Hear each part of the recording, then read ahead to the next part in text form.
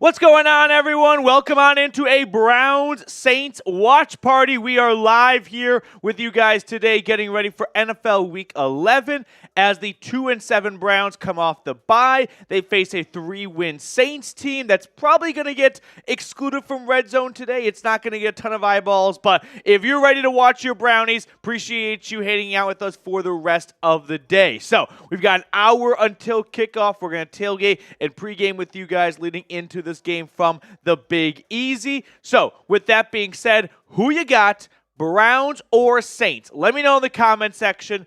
Cleveland comes off the bye. They are 3-1 under Kevin Stefanski off of the bye week.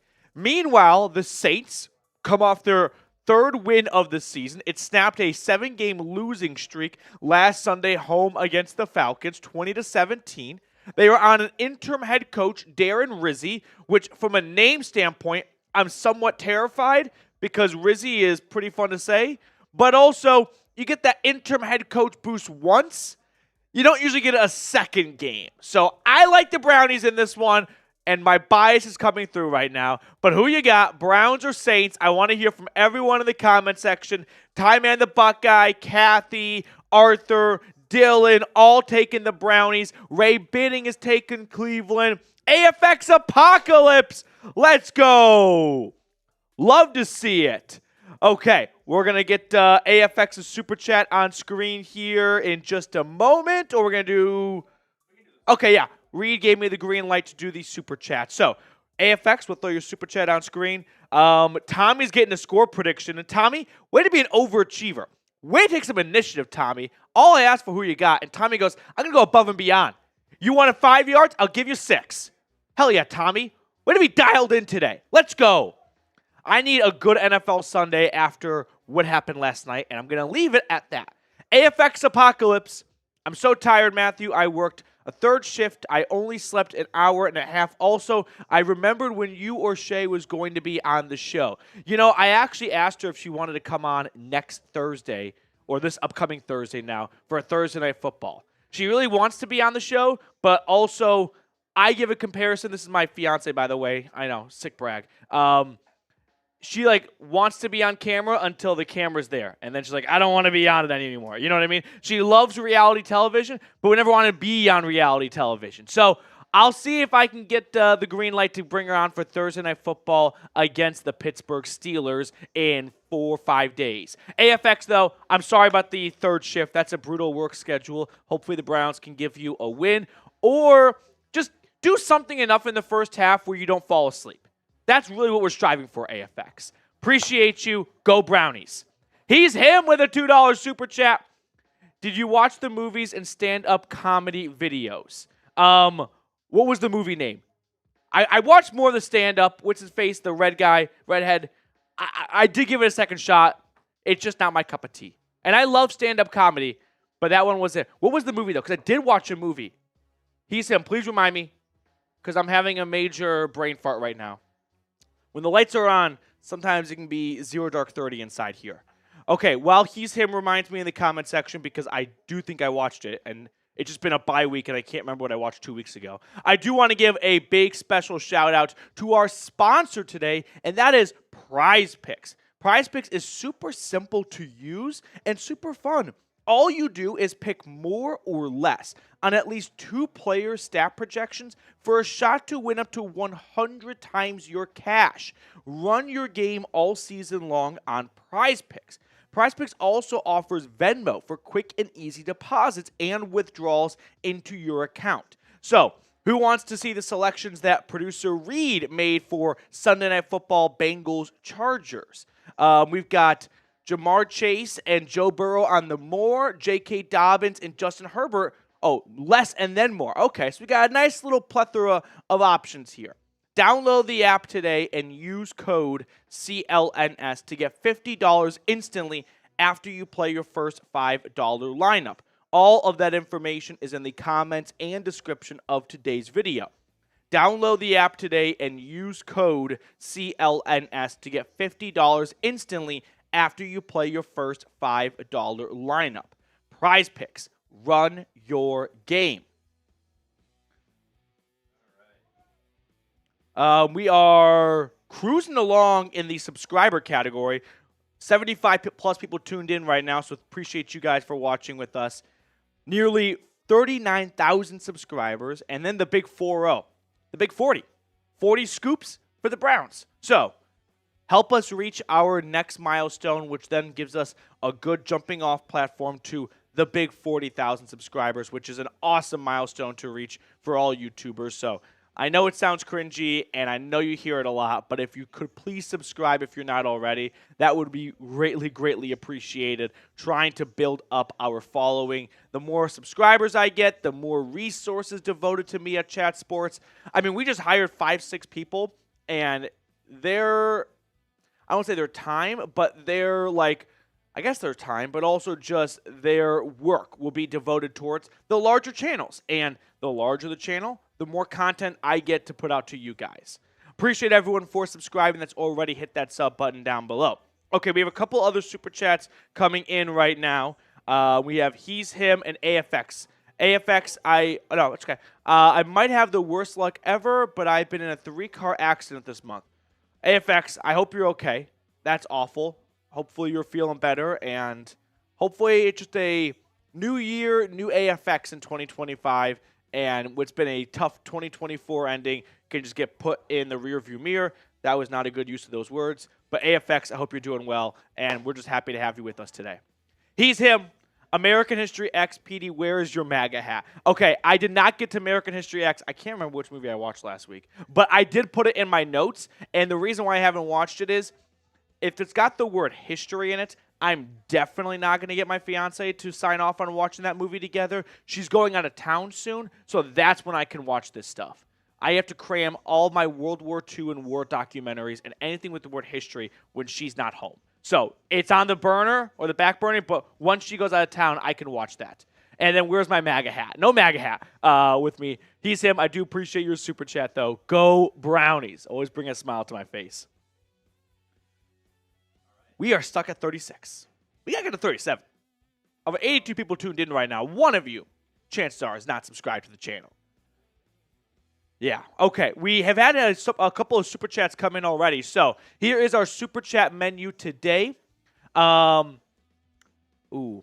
omitted one key word. This $10 super chat, Reed, if you could add the word raffle, because I can't give away unlimited amounts. Which that is a very important word. So Reed's going to add that word really quickly. But $2 super chat, we'll give you a shout out like He's Him. $5 super chat, I owe 2 dog bowls to AFX Apocalypse. $10 super chat, we're going to do a raffle for a autographed Jim Brown frame picture. So it's got a picture of Jim Brown, a lasered on autograph below it. So $10 super chat will get you added to that. $20 super chat. I'm writing letters. I love writing letters to people. No one likes writing me back, though. I write my grandma's once a month minimum, and the response rate is good for one. I get phone calls from another, but I just want to get something in the mail because there's nothing better than opening your mailbox and seeing something other than just junk or bills. Sometimes $20 super chat. Oh, sorry. No, go ahead. I was going to say, sometimes you just got to buy something online to get something in the mail. Exactly.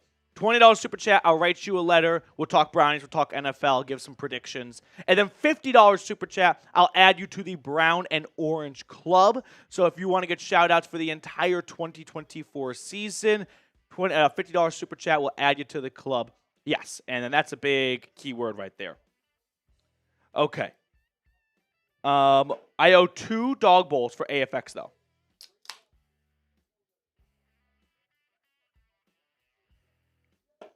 AFX. Here we go, Brownies. Here we go. Woof, woof.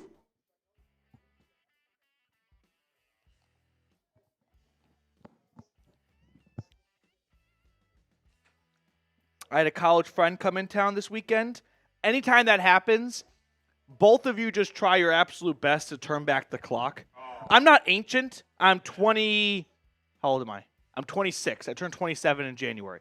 So I'm not out of my prime, but I'm definitely not. Well, I'm out of my prime. My prime was probably 19 to 22. So I'm a little bit outside of it, but not too far out of it. But anytime you bring the band back together, you all try to go back to being 20 years old. And it hurts the next day a lot more. Cheers to you, AFX.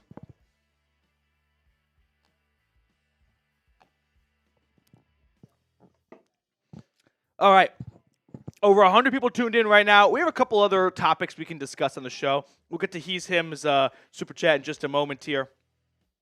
When it comes to quarterbacks for the Browns, they've got 2, 3, Jameis, DTR, and Bailey Zappi.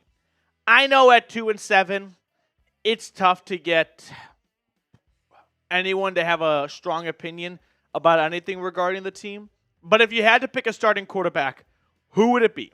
Jameis Winston or Dorian Thompson-Robinson? I'm going to omit Bailey Zappi from the options, but at some point he'll probably be on a graphic. I know that there is a certain lure or lust, I guess I should say, towards going with a young quarterback in a lost season to figure out what you've got in him. I'm going to push back on that for 2 reasons. One, I've seen a decent amount of DTR. He started 3 games last year. He came in relief sometimes, 2 preseasons. I don't think we need to start DTR to see if DTR is good or not. You know what I mean? I think at this point, while it's not the biggest sample size, we can work with it. So I'm not interested in starting DTR just for the sake of it being a discovery game. No, we don't need to discover anything more about DTR. We know what DTR is at this point. Now, can he improve with more experience? Possibly, and that's an argument to make. But when it comes to pure, hey, exploration, is DTR any good? You should know by now as a coaching staff, in the middle of a second season, after all those practices and a couple of starts, if he's any good or not. So that's one reason why I'm not on board with starting DTR. The second reason is Jameis could have a future as a team starting quarterback still. Jameis is how old? I think he's 30. He might be 31. Jameis Winston is 30 years old, and he will turn 31 in January. So he still has some football left in him. And not just some, a good amount. If you're looking for a long-term quarterback play, I think you naturally think the younger candidate. But at 31, Jameis can still play, if he's good, for a long time. I mean, I'm talking 5, 6, 7 years. Look at Kirk Cousins right now. He's 36 years old, 37. He's still slinging the rock quite nicely. Yeah, you're like a longer window, but I still think Jameis has enough years left in him where we shouldn't just punt on him for the younger guy. When the younger guy's played a good amount where we know what he is, and Jameis isn't all that old at 30 years. So, I would go with Jameis Winston. Let me know who you guys would go with down below in the comment section. Ray saying no DTR. AFX says Bailey Zappi. Bailey Zappi from a name standpoint is tough to beat. Time and the Buckeye says Jameis. Dylan says Jameis. Blue, so Jameis is starting? Yes, Jameis is starting. Kimberly, Petey, have painted you a Tennessee Volunteer gnome with 6... Oh, snap. Sorry. When YouTube crashed out on me. Petey, paid Manning's number and try to figure out how to get it to you. I do arts and crafts and thought you'd appreciate it. Kimberly, I would love that. It would sit on my desk for the rest of time. Reed can put my email at the bottom of the screen, and you can just email me, and I can give you a good address to mail it to. But Kimberly, that is extremely kind of you. Thank you. So, Kimberly, hit me up over here. I've had one viewer send me a box of tissues, like a tissue box holder, and it just says for Steelers fans, tears. Yeah, that's a good one. That sits on my desk every day still. I've gotten that before. I've gotten one other thing. Oh, some Christmas cards. That's what it is. From the Green family. He's him with a $2 super chat. So, did you vote or not? And for red or blue? He's him. I'm not going to discuss politics on the show because it so quickly divides the room up, and I don't think that's a good way to help build an audience and whatnot. I did vote, though. I have always voted. So, I did exercise a very important privilege that I think people take for granted far too often in this world, and that some people do not have across the globe, and they would love to have that privilege and right. So, he's him. I did vote. Appreciate your super chat. We did get one subscriber from where we left off, so I guess I can't be too upset. 38,537. 101 people tuned in right now. We have 34 likes. If you have not liked the video yet, make sure to go ahead and do so. Let's talk about this matchup in a little bit more detail here. The Browns coming off the bye right now. I would love to see some strong runs from Nick Chubb to feel like, hey, this is not his last season in the NFL, just because as a Nick Chubb fan, I want to see him be successful. I want to see him succeed. Through 3 games of Chubb returning, we really haven't seen the old Chubb yet, but I do believe with time he'll get more confident in his knees and in his own abilities to make those cuts and really plant his foot in the ground and whatnot. So I think we could see more of Chubb in a better light than the past 3 weeks of the season. Also, when it comes to players to watch for, I would like to say Mike Hall, the rookie out of Ohio State. He was placed on injured reserve yesterday. He suffered a knee injury in practice, so no Mike Hall. However, Kadarius Toney has been elevated from the practice squad to the active roster. Former first-round pick by the New York Giants out of Florida. I'm not going to get my hopes up because I think he sucks. And I know that's pretty harsh, but as a first-round pick, you tend to get a lot of, what's the word I'm looking for, opportunities. And he's got his fair share, and it didn't take him very long to be on a practice squad. And when you go from being on the Kansas City Chiefs Super Bowl winning roster, returning a punt, you really have to screw up in my eyes to go from that to we're not going to even put you on our team anymore. So I'm not over the moon about Kadarius Toney walking in here and lighting the world on fire. There were some other players, though, to keep an eye on, though, over the next couple of weeks and starting today as we enter the second half of a lost season. DeJuan Jones at left tackle. Jed Wills is out with the knee injury. He's the backup anyway, so it doesn't carry the same effect as it would for a starter. Isaiah McGuire, second-year man out of Mizzou. I think he's played some really nice football the last couple of weeks. This is the first game for Cleveland without Zadarius Smith, so we're going to see a lot more of McGuire and Okoronkwo opposite of Myles Garrett. And then I'll toss in Greg Newsome. This is more of a message for the entire secondary. You've been cheeks this year. I mean, Denzel Ward has been the best of the bunch, and he still does not have an interception yet. I mean, the team has 1 pick. It's actually crazy to think about. They have played 9 games, and they have recorded 1 interception. That's tied for dead last. It's almost more impressive that it's not just dead last by itself. I think the New York Giants or Las Vegas Raiders also only have 1 interception. So I want to see Greg Newsome in the secondary just completely turn it around so that going into 2025, we can at least feel like, all right, last year was bad, but coming out of last season, there were some positive things and some momentum we can bring into the next season, like not having to completely tear apart the secondary. If Newsome does not play well for the second half of the season, I'd be a little surprised if he's on the team to start 2025. He's going to be heavy trade bait over the offseason to acquire more draft picks and get his fully guaranteed 5th-year option off of your books. So, Newsome and the rest of the secondary got to sharpen up, but Newsome especially, because a younger guy with a fully guaranteed contract next year, that's something that the Browns would be interested in giving away and another team would be interested in acquiring when it comes to his youth. And he's put together some really good, not just plays, but games on his highlight tape from his first 3.5, 4 years in the NFL, whatever it is. So those are 3 players to keep a close eye on during today's game in New Orleans. He's him with another $2 super chat. American History Talk is dog whistling Republican. All right, I'll have to give it a look when I get the TV back to myself. That doesn't happen too often. Gotta compromise in a shared household.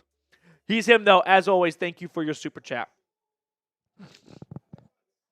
Edward Gaines, why is Kareem Hunt running so well in KC, but Chubb is having problems? Edward, that's a great question. As most questions in sports, there's always a couple of answers. But the biggest answer, the biggest piece of that pie is Kareem Hunt gets to benefit from being on a team that has Andy Reid more or less as the offensive line coach. Andy Reid's superpower as a coach is actually what he does with the offensive line. Like, if you think of all the coaches and all of time and their strengths and weaknesses, Bill Belichick's biggest strength, his superpower, was removing the opposing team's star player, right? I don't know if he invented the idea, but he more or less popularized the idea of, hey, we're going to take your star wide receiver, we're going to double team him, and we're going to put our number 1 corner on your number 2 receiver, and we're going to remove both those guys from the game. So Andy Reid's superpower is, as a former offensive lineman himself, he always has a great offensive line. It's something they value. It's something they invest in early in the draft, in free agency, and they coach those guys up as well. So Hunt gets the luxury of going from not a bad offensive line in Cleveland, but to the best O-line coach in football, and that's the head coach, Andy Reid, and running behind those guys, and he's got an all-pro, I think all-pro center. Trey Smith, his guard, is going to become the highest paid guard in football after this year. There are some really good pieces up front. So Kareem Hunt, I mean, kudos to him. He's playing better than I initially thought he would, but he's definitely benefiting from an Andy Reid coached offensive line in front of him. We got a couple other questions coming in. Did Mike Hall get injured? I probably should have proofread that one. Raul, I'm not quite sure other than it happened in practice. But I know he's on IR. When is Jake Paul going to fight Jimmy Carter? Let's talk about the Jake Paul fight for a moment. At 2-7, I don't think you guys need to have too much Browns content in your ears. So, Reed, did you watch the fight closely or passively? I watched the whole thing. Okay. Follow-up question. Did you watch the whole fight or did you watch the whole broadcast of all the pre-fights? I tried to watch, but it was Netflix. buffering. Yeah. But I did watch Amanda Serrano, and I think her last name is Smith, maybe? Best fight of the night.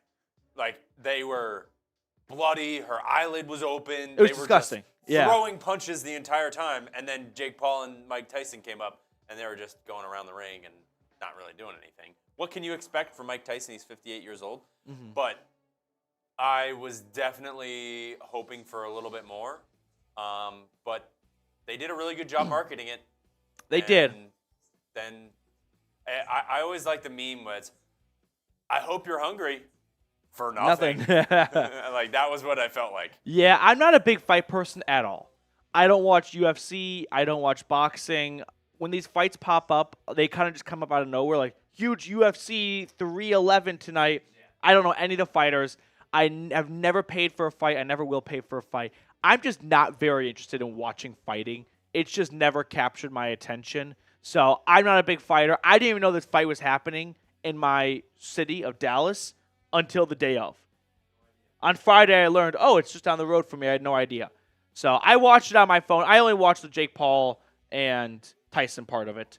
So it was pretty underwhelming just given the name notoriety behind it. But it was kind of what we thought it would be, I guess, right? It's a 58-year-old man. I felt like Tyson still looked decently in shape. Like, he kept his hands up the whole time.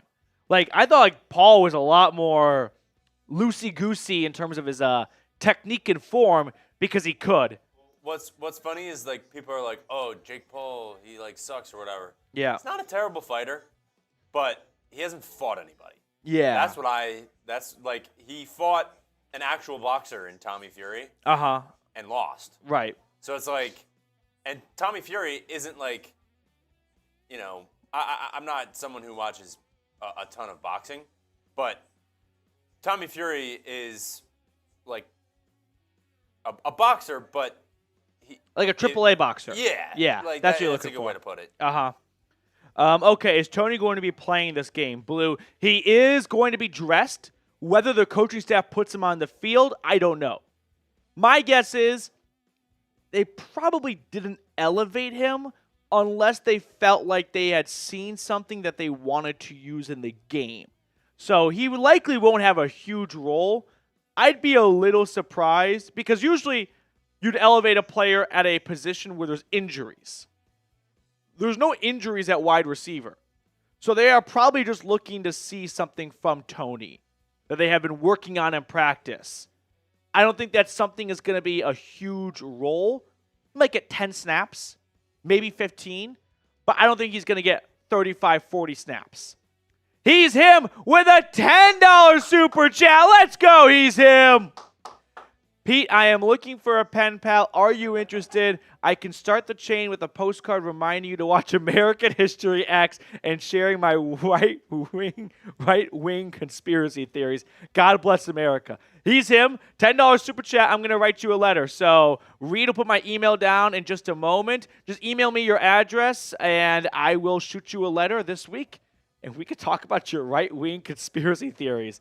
I mean, if you don't want to talk about brownies, talk about whatever you want. I love writing letters. I've got a whole letter writing station kit at home. So I just need people to write me back, though. I sound like a lonely old man when I say that, but I just want to get mail back. Because I remember when I was a little kid, I got a letter, and I remember telling my mom, I want to get more letters. And she goes, well, do you write anyone? I go, no, I'm 7. She's like, if you don't write anyone, no one's going to write you back. And that stuck with me. And now here I am, writing away, and none of these hoes write me back. He's him. Thank you for your super chat. Time Warrior, will they ever play Jamari Thrash? My guess is at the end of the season when it's truly like we're just here to run out the clock, yes. At this point, I don't think the coaching staff and the players in the locker room are at that stage of, hey, the season's over, let's just mail it in and play guys who are young for the sake of it. No. At 2-7, even though you're likely not going to make the playoffs, if you fold that quickly as a coaching staff and you just accept playing worse players because they're younger, the losses are going to stack up, and it's just going to put more pressure on you in the present and in the future after having a bad season. Also, as a player, what player would want to go play for that coaching staff where they don't play the best guys? If the season starts to go sideways, they immediately pull the plug on all veterans and go pure rookies. That's not a very inviting environment for veteran free agents to come play. That's the team that benches veterans even if they're playing well just because they want to see rookies. You're not going to get a lot of great PR from that. Kiki, you could send me a Christmas card.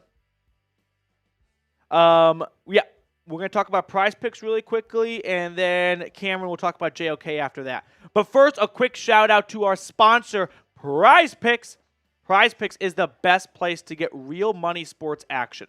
With over 10 million members and billions of dollars in awarded winnings, Prize Picks has made daily fantasy sports accessible to all. You just pick more or less on at least 2 players for a shot to win up to 100 times your cash. Run your game all season long on Prize Picks. Here's an example of what my selections look like for tonight's matchups. So if you want, you can take the more on Jamar Chase or the more on Joe Burrow, the less on J.K. Dobbins. Pick whatever selections you like. You can ride with me or you can fade me across the board. Whatever you want to do it at Prize Picks. Download the app today and use code CLNS to get $50 instantly after you play your first $5 lineup. All of that information is in the comments and description of today's video. Download the app today and use code CLNS to get $50 instantly after you play your first $5 lineup. Prize Picks. Run your game.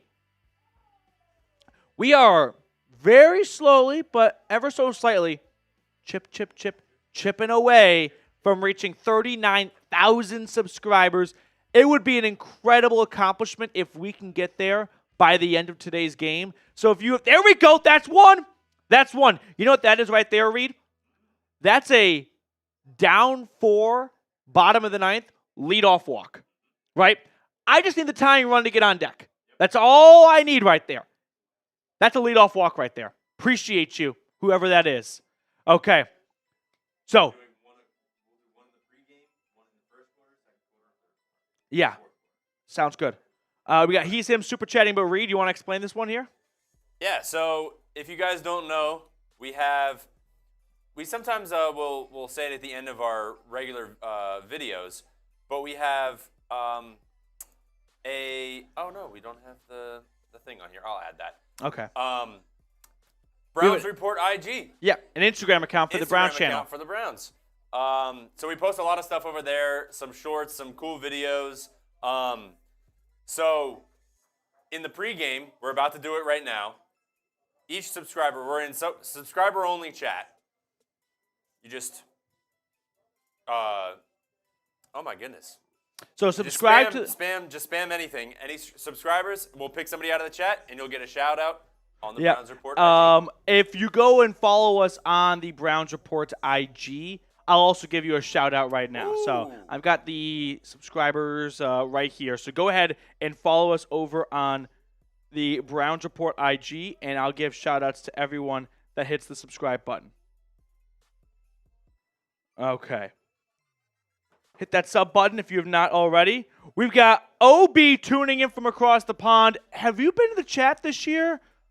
Or am I just noticing you now for the first time? Let me know. Kathy, what is IG? I guess I should clear up the lingo. Instagram. Instagram. If you have an Instagram, go follow us on Instagram. Browns Report IG. Oh, Eli followed us. Shout out to Eli. Eli. Let's go. Thank you, Eli. Thank you. Hit us up over on Instagram. We got another $2 super chat rolling in from He's Him. He's Him really making a case for the MVP of today's watch party so far. Obi, I've been here, just quiet. It's Matthew Hancock from the UK. Don't worry, Obi. I know the names and faces of our super chatters and our usual suspects in the chat.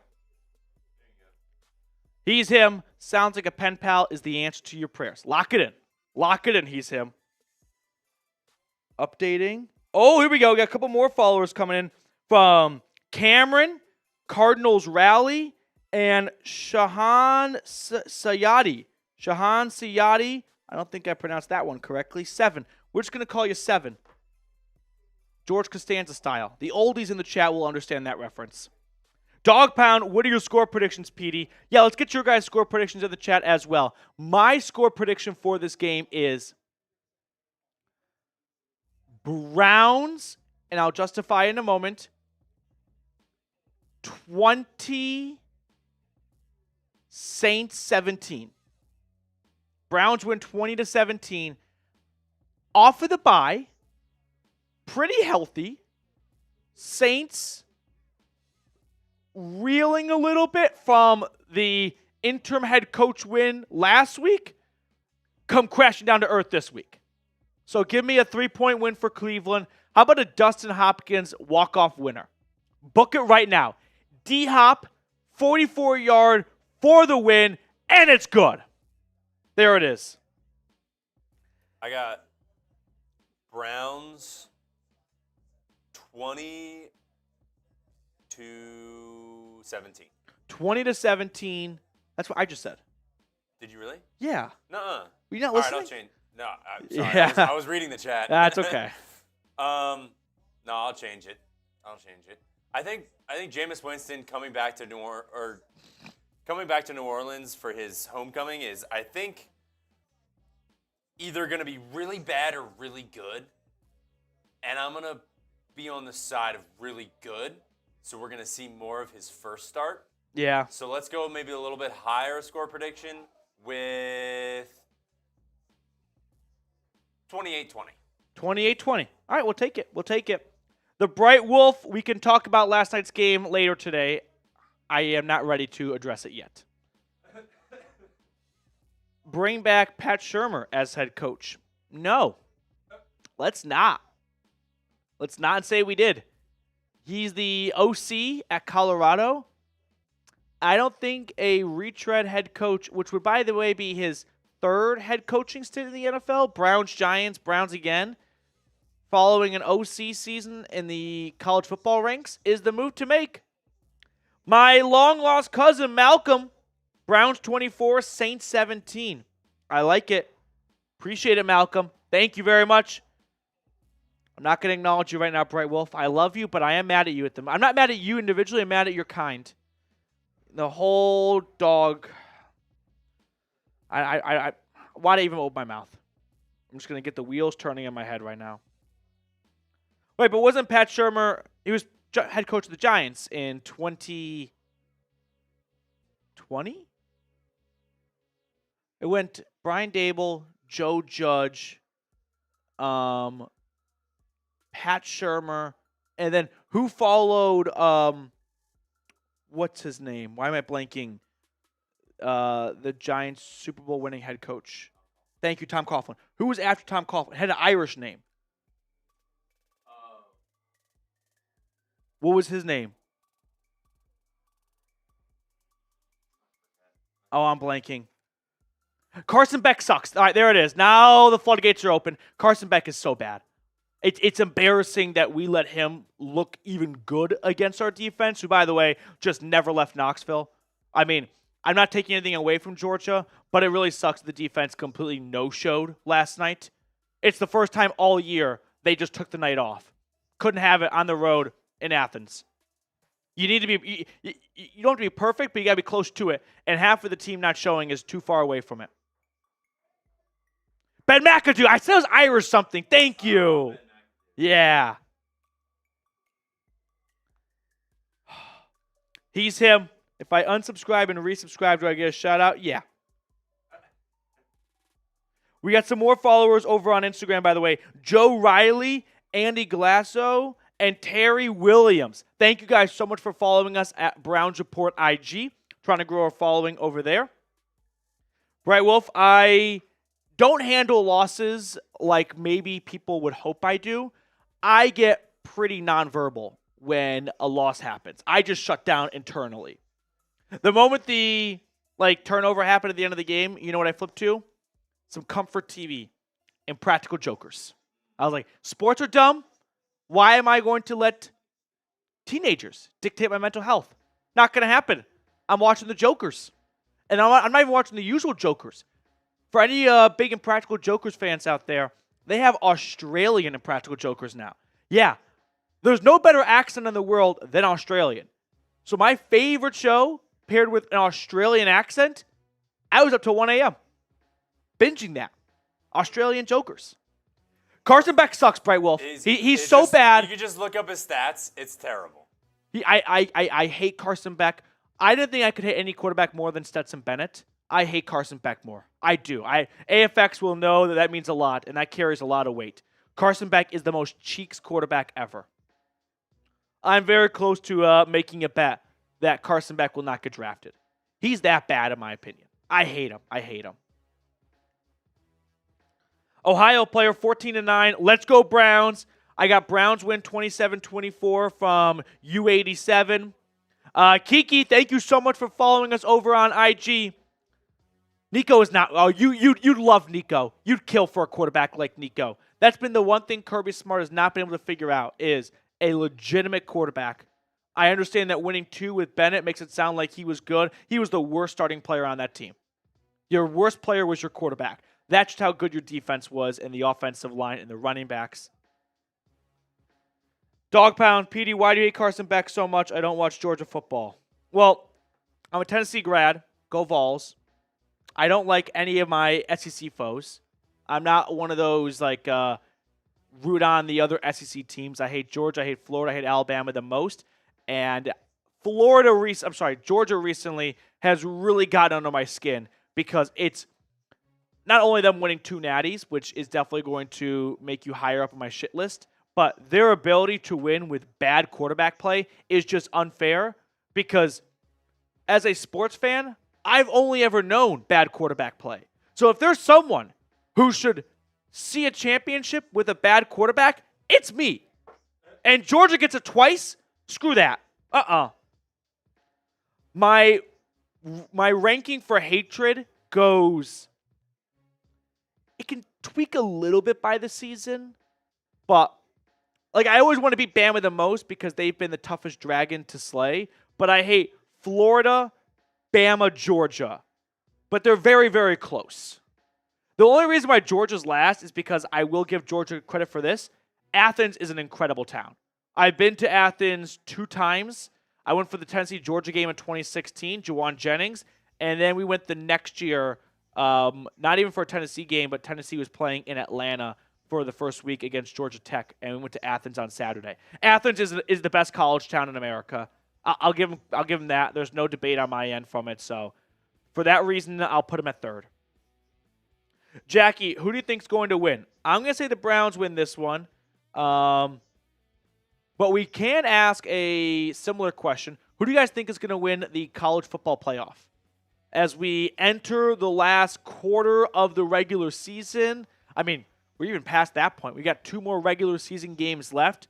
Who do you guys think is going to win the college football playoff? Let me know in the comment section right now who's going to win the CFP. Oregon, Ohio State, Texas, 1, 2, 3. Who is your pick to win right now? Ignore paths, ignore value, gun to your head. Who's going to win it all? My preseason pick was Oregon. And I feel like I got to stick by that because I've gone this far and they've rewarded me.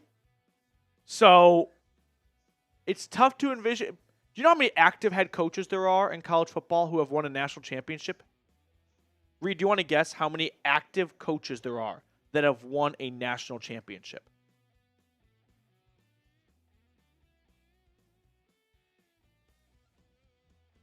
I'm yourself. How many active head coaches have won it's gotta be low. college football national championship game? It's got to be low. Is it 0? 3. 3. Kirby Smart, Oh, yeah. Gus Malzahn, and Dabo Sweeney. Oh, my goodness. Right? Yeah, that's it. Jimbo's not in it. Saban's not there. And that makes up a lot of the last. Urban's not in it. So, Dan Lanning becoming the 4th seems, pretty wild to say, but I guess I'll stick with Oregon. Ohio player Buckeyes in a revenge rematch. That game in Indy between the between the Buckeyes and the Ducks for the Big Ten title game. That's going to be the best game of the entire. I think that'll be better than even the SEC championship game. He's him with a $2 super chat, and Papa T with a $20 super chat. Tim Green, Harbaugh is not an active coach in college football. So there's just not a lot of coaches that have experience at the top of the mountain. I mean, that list is never going to be too big, but to only have 3, if you got all the college football coaches in a line and said, step forward if you've won a national championship, and 3 step forward. I mean, if we did this for the NFL right now, how many would step forward? Andy Reid, Mike Tomlin, Harbaugh, Sean McVay. Belichick couldn't step forward. Who else has won a Super Bowl that's active coach right now? Reid, Harbaugh, Tomlin, McVay. Peterson. Doug Peterson could step forward for now. We'll see how long he's coaching for. Kubiak's not in the league anymore. Is it only 5? Are there only 5 NFL coaches who have won a Super Bowl? 5 active NFL coaches. No. Only John. It might just be 5. Am I forgetting an obvious one? Pete Carroll can't step forward. He's not in the league. Payton. Sean Payton. Yep, thank you. That's a good one. 6. No, not 49ers. Pete Carroll's retired. Pete Carroll retired. Oh, Mike McCarthy. Good McCarthy. one, Aaron. Yep. So what are we at, 7? Gerard Mayo? What? No, Gerard Mayo. What is Not Mayo? as a head What are coach, you Whalers. talking Not about? as a head coach. Sean McDermott, no. I think it might just be 7. McVay? I said McVay to begin. Okay, yeah. I was Yeah. going to say, I thought we already had him. Yeah. I think we got 7 right now. Brady Cook. Belichick is not an active coach, unfortunately. Yep. All right, we got some super chats to catch up on. Whalers 64. Browns draft Brady Cook. The Mizzou quarterback. All right, huddle up for a moment. Every single year, there are always going to be 5 to 10 quarterbacks. 10's too big. 5 to 7 quarterbacks who are looked at as draft-worthy quarterbacks. Just because they are looked at draft-worthy quarterbacks doesn't mean they are going to be good quarterbacks in the NFL. They just have to find 5 quarterbacks. Brady Cook is one of those quarterbacks, like Carson Beck, who is going to be looked at because they have to find someone, but it doesn't actually mean they are good for the NFL job. I'm not a big fan of, honestly, I like Cam Ward and I like Shedeur Sanders, but I don't even love those quarterbacks. I'm getting slight Kenny Pickett draft vibes of like that draft class. Kenny Pickett, Desmond Ridder.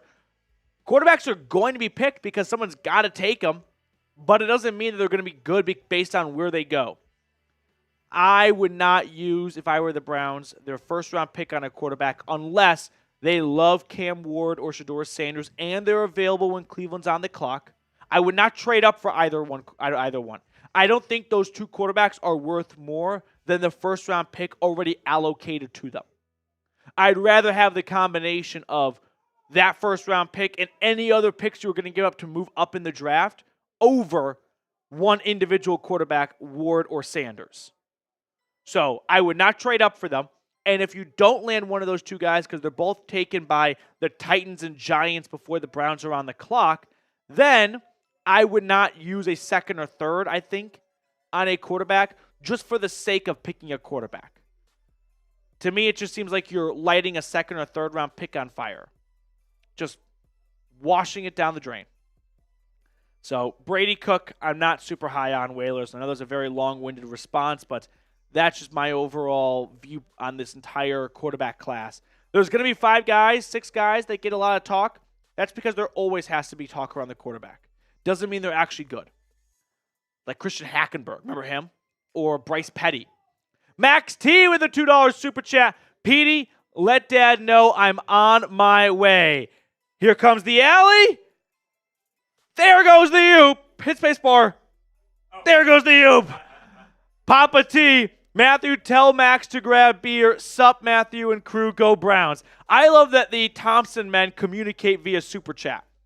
This is like an old-fashioned version of like the Telegram, right? Yeah. It's got to go to a third party and then bounce back to you. I'm basically, what's the old term called when you like called, I know I'm showing my age right now, so the older folks help me out. When you'd call like a dispatch and they would connect you to wherever you were trying to go, what was that job called? Like a like what's it called? You're like, hey, I want to talk to this person, and they would connect you. They'd patch you through. Operator. Thank you. That's what, like, I'm basically the operator for the Thompson men. And the whole chat is laughing at me right now for being a big idiot. Ryan Chowdhury. Ryan, $2 super chat. Awesome to see you. Papa T, thank you for your $20 super chat. I'll make sure to shoot you a letter. Shoot me an email just so I can remember after the game is over. I owe you a letter. Ryan, let's kick some booty. Jameis is my hero. We are in, by the way, Ryan, for an all-time Jameis Winston pregame speech. His return to New Orleans, you got to believe it's going to be filled with his best material. So I can't wait to see that speech and watch the video of it. Ryan, go Brownies. Our super chat menu, by the way, for today, $2 super chat will give you a shout out. $5 super chat, I'm drinking out of my dog bowl. Haven't got a $5 super chat in a little while. Any $10 super chat will add you to a raffle for an autographed, lasered-on signature Jim Brown photo. We got a picture of it if we can throw it on screen. Yeah. So $10 super chat, you'll get added to a raffle to win this bad boy. It could make for an awesome gift for yourself, or could make for a really nice Christmas present for someone else if you are struggling, like I always am, to think of gifts for your friends and family. $20 super chat, I'll send you a personalized letter in the mail. And then a $50 super chat, you get added to the Brown and Orange Club, who we give shout-outs to for the entire 2024 season, like Tim Green, Mike Dibble, Jeremy Stallman, Slow But Sure, David Botner, Jared Brandt, James Harper, Papa T, Joseph DePorte, Mike, Ray Bidding, Dr. No, Eli Green, John Porter, Scorpion, Max T, Jacob Bay, Drunken Honky, Pistol, Kiki, Richard, and James Bell, Nicholas, and last but certainly not least, Ty Man the Buckeye. All right, we are 5 minutes away from kickoff between the Browns and the Saints. We have 89 likes. If you want Cleveland to win, hit that thumbs up button right now. Like today's stream. Let's get ourselves to 100 likes. If we can get to 100 likes before kickoff, I'll give out a free raffle entry for that signed, lasered-on signature Jim Brown photo. Got to get to 100 likes before kickoff, though. We are 9 likes away. There we go. All right. If we're ready for a Browns win, I want everyone to start spamming C in the chat. Bye week's over. We're back, baby. Let's go, Brownies. Come on. Here we go. Jonathan, what if I want a better draft pick at this point? Jonathan, that always sounds like a good plan at this time of the year. Imagine if the Texans got the first overall pick and took Bryce Young instead of C.J. Stroud. How many times have the Browns and the Jags had the first overall pick, and they still find themselves drafting first overall later on? You can't flip a switch and learn how to win.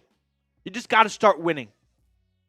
So early draft pick sounds good until you realize you're constantly picking early.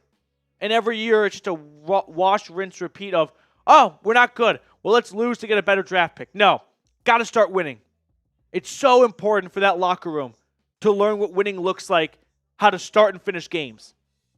Because once you get that good player with that first, second, third overall pick, they're not going to walk in the building and go, all right, well, don't worry, everyone. I know how to win now, so we're all good now that you got me. No, they're just going to join this vortex of losing. C's are flowing in. We're going to pick someone for a free raffle entry in just a moment. If you would like to get into that raffle, guaranteed, $10 super chat or more, and we'll toss your name in that raffle. Right now we have Tim Green, Papa T in there, and he's him. Okay, are we ready for our first free raffle entry? And Petey, whoever gets this will get a shout out on Instagram. Love it. All right, here we go. So let's pause the chat in 3, 2, 1. Pause it. Dylan Sutcliffe, longtime viewer of the channel. Dylan, best of luck to your ducky in the race. Appreciate you for always watching with us. Shout out to the entire Sutcliffe clan. Let's get my red zone loaded up here, and we are ready to rock and roll. And 2 minutes from kickoff. Dylan, if you have Instagram, you will be getting a shout out along with 4 other people throughout the game. We'll do one person each quarter. It'll be a list. It'll be a post on our Browns Report IG, and you'll get a shout out. So look out for that. Saints dramatic opening before the game. What is this, Mary Kay? Oh, that's quite the video. That's their Jumbotron? It's extremely wide, not very tall. Oh, okay, whatever. What do you think about Dylan Gabriel going to the Browns? Cameron, I forgot about your JOK question. He hasn't been ruled out for the rest of the year. It doesn't seem likely that he will return. Maybe, right? If he is really motivated to and he's medically cleared and all, but they may just take the more cautious route and shut him down for the rest of the season. As for Dylan Gabriel, I'm not super high on him as a prospect. I think there is a lot of truth to we're seeing a wave of quarterbacks who play more in college having a little bit more success in the NFL. I mean, it's very small sample size, but like Bo Nix and Jaden Daniels, they are outplaying Caleb Williams right now. They played a lot of college football.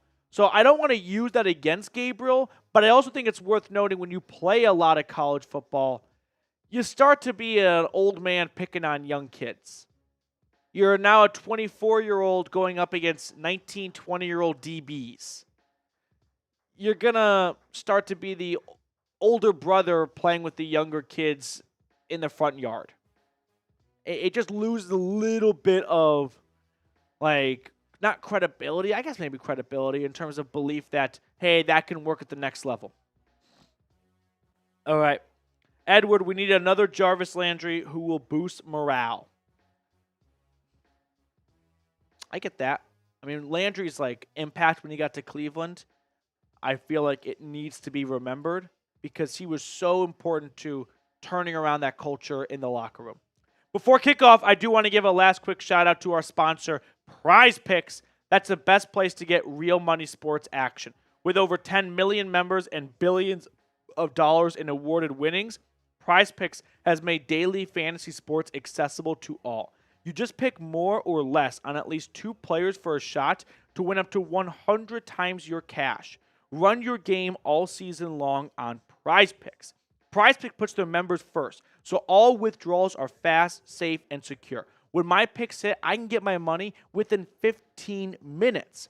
Download the app today and use code CLNS to get $50 instantly after you play your first $5 lineup. All of that information is in the comments and description of today's video. Download the app today and use code CLNS to get $50 instantly after you play your first $5 lineup. PrizePicks. Run your game. Jameis getting set for his return. Oh, he's going to give us a speech right now. Everyone lock in for a moment.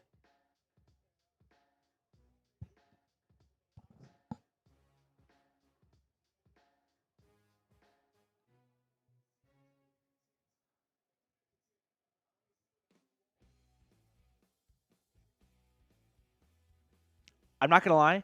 Jameis is dripping in sweat right now, and the game has not started.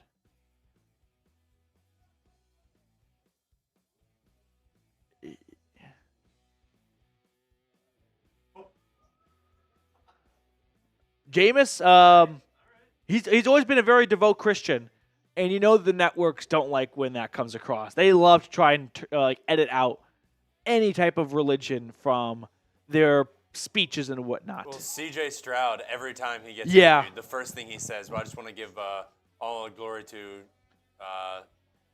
my God. Lord and Savior. Well, here we go. Return for the Browns to open up the game is a touchback. Kneel down. So Jameis Winston and company will have 1st and 10 at their own 30-yard line. James Harper, ladies and gentlemen, with a $10 super chat.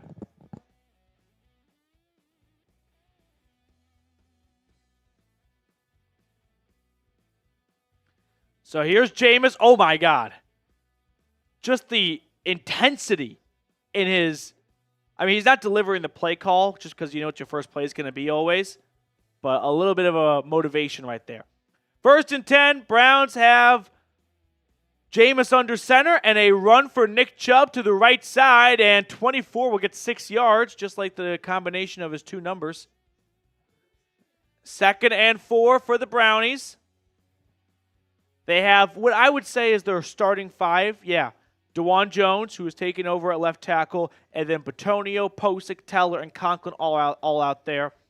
And then after the Amari Cooper trade, all of your top skill position players starting as well. So a healthy team for Cleveland. 2nd and 4, well, healthy-ish. Jameis in the gun, takes the snap. It's a handoff again to Chubb. Shakes one tackler. Chubb is back. It's just a 5-yard run.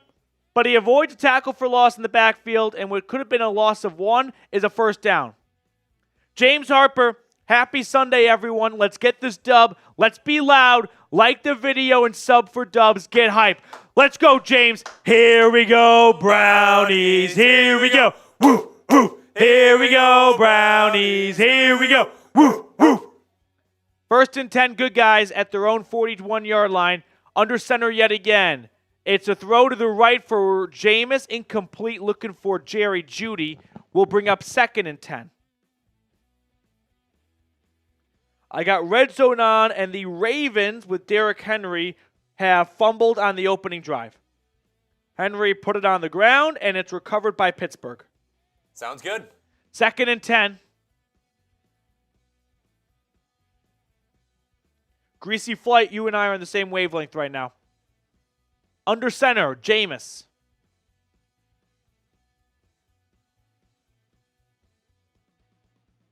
Killing the play. Audible of sorts. Handoff Chubb. And it's a run of 2. 3rd and 8.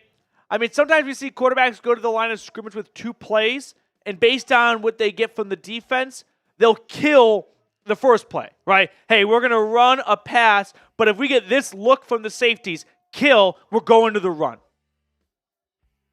Anytime you hear a quarterback say kill, kill, kill, it could be a handful of things, but that's always one of the possibilities. 3rd and 9. Jameis in the gun. Go to the Chief. Go to Njoku. New Orleans brings the blitz. Throw over the middle's caught. Elijah Moore. He gets 8 yards. It'll be 4th and 1. He's down at the 50. It's 4th and a long one. Do you want to punt it? You want to go for it? You're kind of in no man's land. And I think they're going to punt it. No, I see Bajorka's on the sideline. It's 4th and a long one, and it looks like they're going to keep the offense on the field. The ball sits right at the 50. Indeed, they do. Maybe they'll try to get the Saints to jump and take a delay of game. This will be the 22nd 4th down attempt this year for Cleveland. I formation, Jameis takes the snap, handoff, Chubb. He's not going to get it. Yeah. He is stuffed, loss of 3 on the play. I don't hate the play call. It's 4th and 1, handoff to Chubb, I formation, up the gut. But look at the push immediately. I see Browns offensive lineman standing straight up, getting driven off the football. Turnover on down, Saints football. Damn.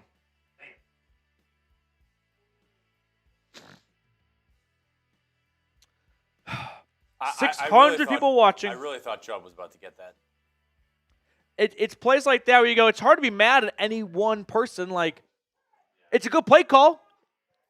If he had passed it on 4th and 1, you'd all be furious they didn't run it. But we can see that running's not always going to get you the results you want. I respect the process. It's just one of those things where 8 out of 10 times it works. We found the 2 times it didn't this time. Jim Miro with a $50 super chat. Jim. Here we go, Brownies. Here we go. Woof, woof. Here we go, Brownies. Here we go. Woof, woof. Jim Miro, ladies and gentlemen. Show Jim some love in the chat right now. Let's go, Brownies. We'll throw it on screen, Mr. Miro. Today is the day I joined the best family in podcast football. We wouldn't do this if you guys weren't the best show on the interwebs. Go Brownies. I didn't wake up today thinking I was going to cry. But Jim, you're about to make me cry, damn it. Let's go Brownies, Jim. That's a dog bowl. You kidding me? It'd be un-American if I didn't. I'd be the Taliban.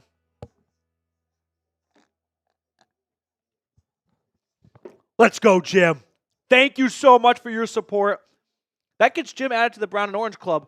Is he already on it? Yeah, he's on it. I'm sorry. Yeah, he's him with a $10 super chat. What's Instagram for the boomers?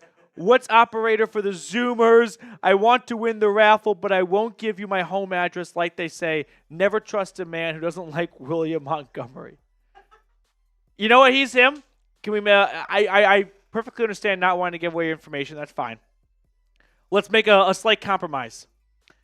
Give me like an address for some business in maybe your hometown that you frequent. I'll send it there. That way it's like a little drop-off spot. We'll use it like a P.O. box. But up to you. Thank you, as always, he's him, for supporting the channel. Best of luck in the raffle.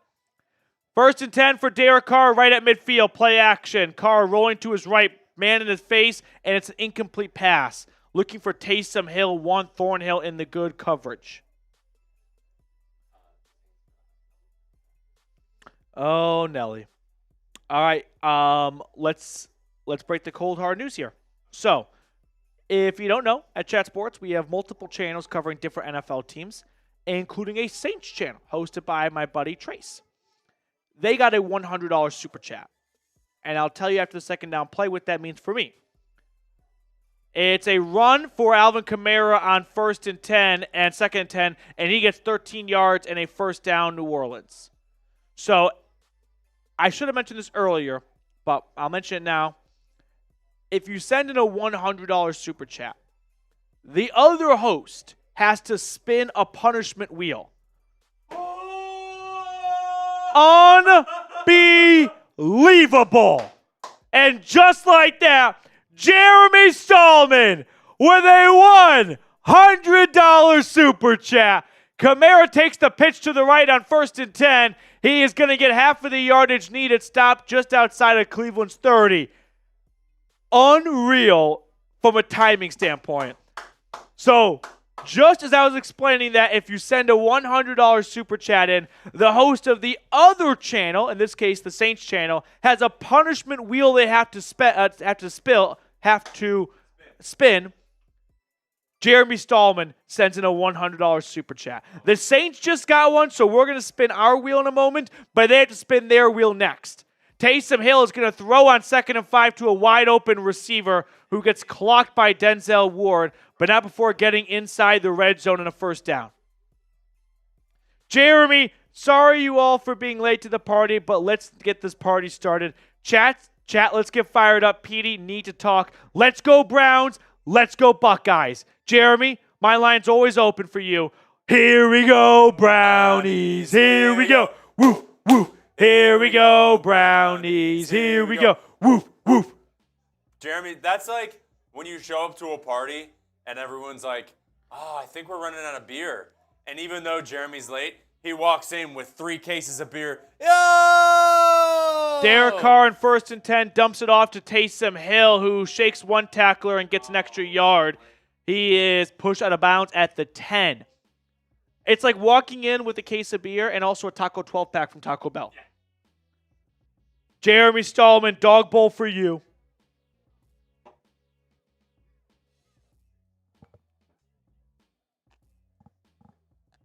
We'll do the wheel, the punishment wheel after this drive. And then I think we have another super chat to catch up on too from Brian. 2nd and 7, snap to Hill, handoff to Kamara. Oh no, Hill keeps it himself and he scores. He fooled just about everyone but one Thornhill, including myself, on the option. Everyone thought Kamara had it, but Taysom Hill pulled it for himself, and he beats Thornhill to the pylon for a touchdown. And the Browns have allowed points on the opposing team's opening drive for the first time this season. Man, everyone except one Thornhill was fooled on this option.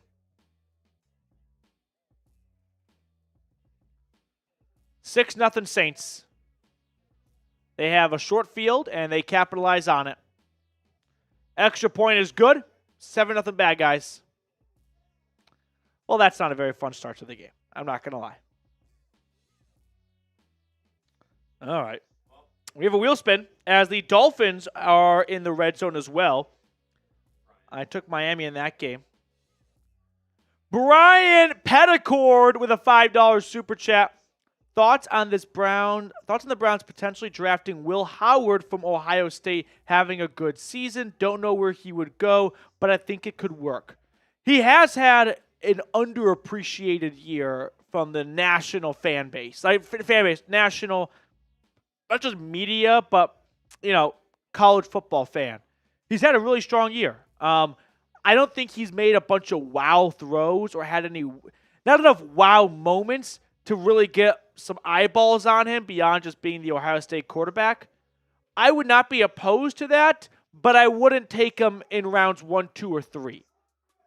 Maybe with 2 third-round picks, I could actually be open to a third-rounder being used on him, but I really want to see how the biggest games play out, right? How does he look when he faces Oregon a second time? How does he look when he plays the toughest competition he'll face all year in the playoffs, right? When the chips are down, what does he look like in that moment? That's what I'm excited to see. Kind of like C.J. Stroud when he diced up Georgia. Fortunately, his kicker couldn't make a kick, but he did his part. And that was a, whoa.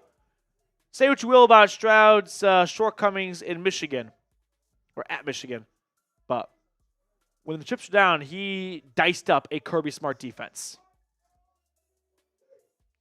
Dolphins score 2, Jonnu Smith.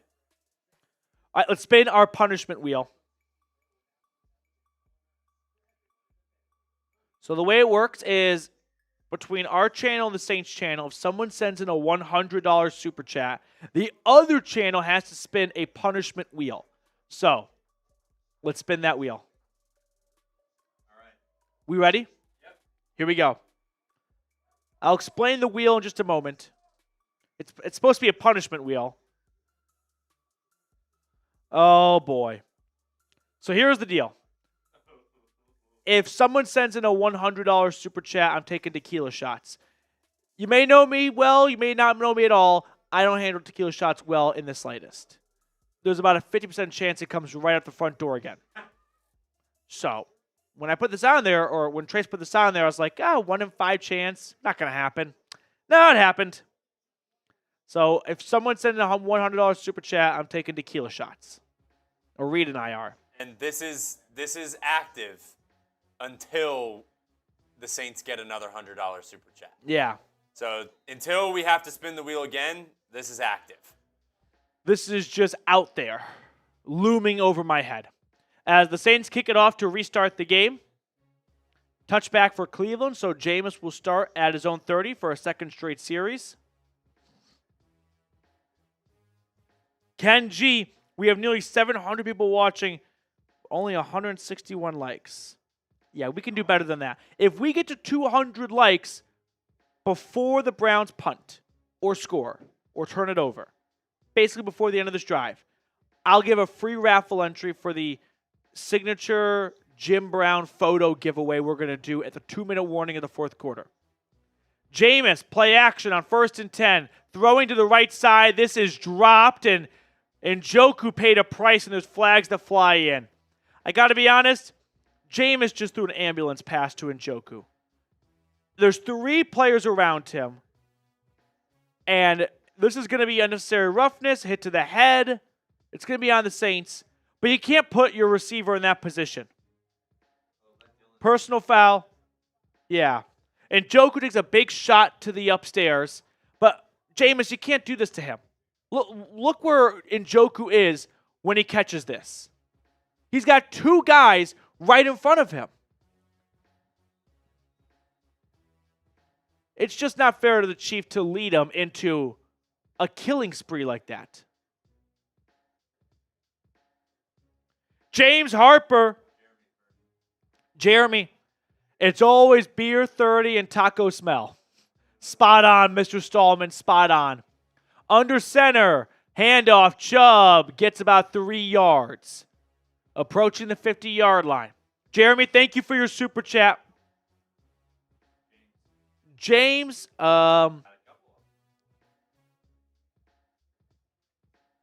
James Harper, start is gloomy, but I see the future, and there will be 2+ interceptions for the Brownies. They got 1 this season. Are they going to get 2 in 1 game? Bring their season total up to 3? I hope so, James. I hope so. Snap to Winston on 2nd and 7. Throw deep down the right sideline for Judy. It's out of bounds, incomplete. 3rd and 7. James, I'll take the shot for you. James, it's my punishment wheel. I appreciate you wanting to step in, but I got to fight my own battle here, and I'm battling the Saints channel. So, Ashley, the wheel said that whoever sends in a $100 super chat, Petey's got to do a shot of tequila. No, Ashley wants to know what the Saints wheel spin was. Oh, I don't know. You want to ask? Yeah, I can ask. 3rd and 7. That's a great question, Ashley. Yeah. Snap to Jameis. Throw down the right side. We're getting close to DTR. Like, I haven't seen a single good throw from Jameis today. I guess the Elijah Moore one was okay. Yeah. I mean, the last 2, the receiver had no chance whatsoever. They're out there just running for cardio. These aren't even in the right zip code of the receivers. Adamus. Hi, Petey. You can't get rid of me. I never want to get rid of you, Adamus. Although your profile picture always scares me a little bit. I don't like snakes. I'm like Indiana Jones. Is it a lizard? It looks like a snake from my vantage point. That's a good point. It just kind of looks like a snake's face staring at me. Punt by Bajorquez is caught at the 10, and the returner called a fair catch, and the Browns gunner shoved the Saints player into the returner. So friendly fire, but no flag. It's a lizard? Okay. Well, it looks like a snake to me when it's like on a small little picture on the monitor in front of me. So it always Gives me the heebie-jeebies. Quick red zone peek. The Patriots and Rams midway through the first quarter are still scoreless, but New England is inside the red zone. Rams at 4-5 really cannot afford to drop this game. The Lions 7-3 over Jacksonville. This game, I feel like right now, I know it's early. I should have said this earlier, though. I'm going to guarantee 4 interceptions between these two quarterbacks, Darnold and Will Levis. I'm guaranteeing 4 picks right there. Steelers have a 3-zip lead in at home against Baltimore, and the Packers are leading the Bears 7-3. So those are the early scores. We got Colts on top of the Jets. The Jets are favored in this game, and I get it. They're at home, but Vegas just needs to give up on Aaron Rodgers. I don't know why they continue to believe the Jets are good. Dolphins 7-zip at home against Las Vegas. 2 teams to watch for today when it comes to really in must-win territory for their season. Dolphins, you can't lose at home to Vegas. They are 3-6. They can get to 4-6 today, and they play the Patriots next week 5-6. At 5-6, you're very much alive, but they can't fall to 3-7. And the Rams at 4-5. At 4-6, that's just a tough hole given how tough the NFC West is and those other division games they still have to play, because all those teams are playing very good football right now.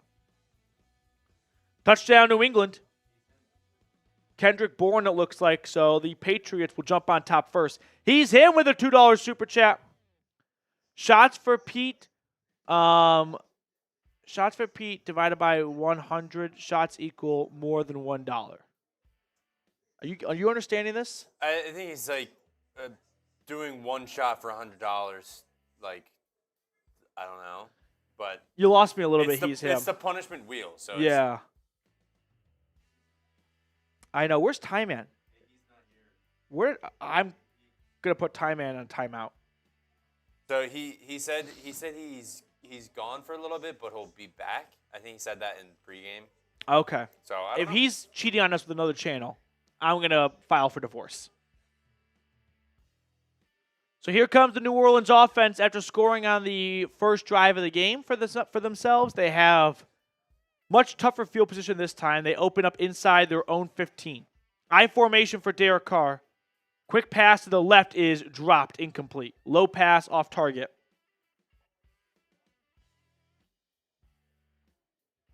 Who on the Saints scored? Mason. It was a Taysom Hill touchdown run. Speak of the devil, he is in the game. 2nd and 10.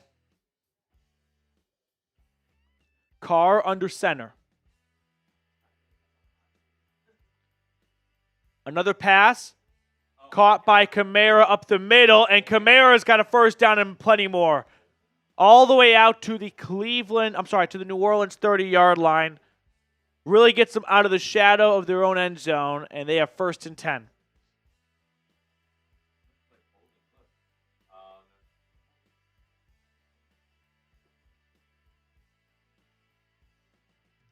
Another throw for Derek Carr that's completed to Taysom Hill. Gain of 4. It'll bring up 2nd and 6.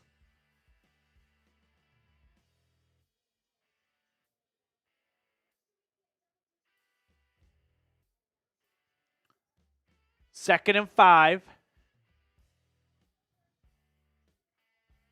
Empty set. Carr in the gun. 2 receivers either side, tight end on the right. Snap to Carr. He surveys, throws over the middle. It is caught by Hill, and he's got 7 yards and a first down. We'll catch up on all these super chats at the end of the drive. Appreciate you guys for supporting us.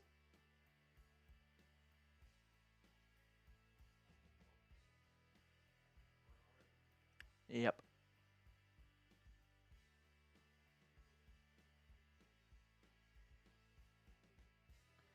First and 10. Hill now playing quarterback in shotgun. Likely another option. Oh, no, they put Derek Carr in motion, and they hand it off to Kamara, bounce to the left side, and Alvin Kamara will jog his way for 9 yards and get out of bounds. Man, they put Taysom Hill in the gun, Kamara to his right, and Derek Carr split out wide as a receiver, and then they put Carr in motion, almost like he was going to run an end around. Then the handoff goes to 41, and he gets 9 yards and make it 2nd and short.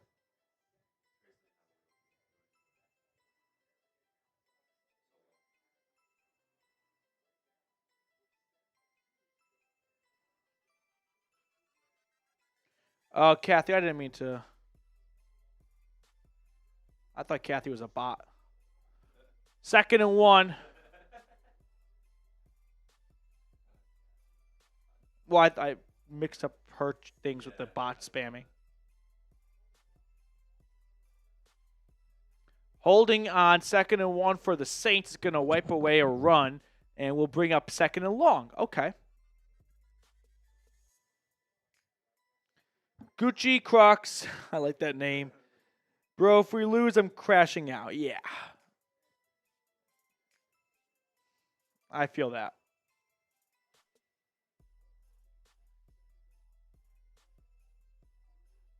Second and 11. Derek Carr in shotgun. Takes the snap. Play action. Dumps it off underneath, and it's caught by a tight end who will go for 8 yards and bring up 3rd and short. Jawan Johnson on the receiving end.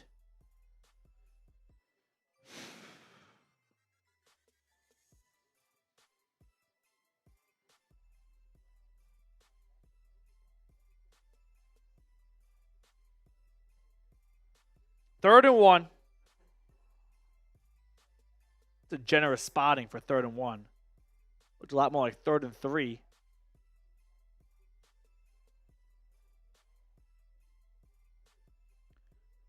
Carr under center. Takes the snap. He's going to keep it himself on a designed quarterback run, and he's going to get the first down. It looked like maybe a bit of a bootleg, but I don't think there was a pass option ever. He very quickly just tucks this ball away and begins to sprint for the first down. I mean, they line up in a heavy run set. And yeah, he's got a blocker. Look, is that Trevor Penning pulling for him? Got Trevor Penning blocking Denzel Ward. Ward stood no chance on that play. First down, New Orleans. Ryan Ranke's in the chat. We got viewers from all over the world watching. Under center, Carr, play action. Looking, dumping it off to Hill in the middle. He's going to motor his way to the 35-yard line. 2nd down and 4. Well, the Browns' defense, for having a week of rest, does not look like they have any extra energy. If anything, it looks like the Saints are the team coming off the bye right now. I feel like the bye week bump of well-rested and extra energy is best used in the first quarter. And that advantage is slipping away from Cleveland. 2nd and 2. Hill, once again, taking a direct quarterback snap. He's going to run it like a wildcat formation. This one is not as successful. He is stopped at the line of scrimmage. That'll bring up 3rd and 3. 3rd down. Let's go. Span those threes. Force a field goal. Get the defense off the field. Try and keep this game in reach before it quickly slips away all in the first quarter. 3rd down. Over 800 people tuned in right now. Spam those threes. And we got to 200 likes, so a free raffle entry for someone after this drive. Derek Carr in shotgun. Puts Taysom Hill in motion. Kamara to his left. Takes the snap. It's a pass to Taysom Hill, who makes the catch, but a nice tackle by Grant Delpit. Someone who I've not said his name often this year makes a big stop on 3rd and short, and will bring up 4th and 1. Great play by 9 in his return to the Pelican State. Once again, this entire play is centered around Taysom Hill. He's got one-on-one with Delpit, but Delpit wins this battle, makes a nice open field tackle, and limits any yards after the catch. 4th and 1, the Saints are going to keep their offense on the field. Taysom Hill at fullback, Alvin Kamara running back, and I have Carr under center, but I have a whistle first, and a timeout coming by Cleveland. I don't like when coaches call a timeout when the opposing team doesn't appear very close to being set and the play clock is winding down.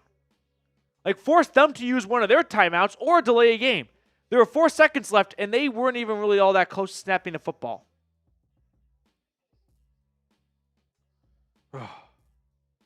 Fourth down here. We have 233 people tuned in. 233 likes right now. Every 100 likes will give a free raffle entry away to someone in the chat. Just got to like the video. 4th and 1 from the Cleveland 34-yard line. I formation yet again. Carr under center. Takes the snap. Rolls to his right. And holding is going to be called on a pass gone deep that is caught at the 4-yard line. But I think this is all going to go away. It was a bootleg that's completed, and the receiver who caught it is down on the field injured. But holding is called. It'll now turn into 4th and 11, and the Saints are going to be forced to punt. But there is an injured Saints player on the play. It's the player who made the catch, and a very impressive one too, by the way, at the 4-yard line. So it would have been 1st and goal if not for a holding call. Foster Morrow, the injured player. That looks like wind got knocked out of him. And yeah, it took a big hit right to the chest. Where's the hold? Oh, look at that. That's not even a hold. That's a face mask for my Isaiah McGuire. Well, maybe just a hold. But obvious hold. Great call by the officials. So 4th and 11, and now the Saints are going to bring the punt team out. Try and pin Cleveland back.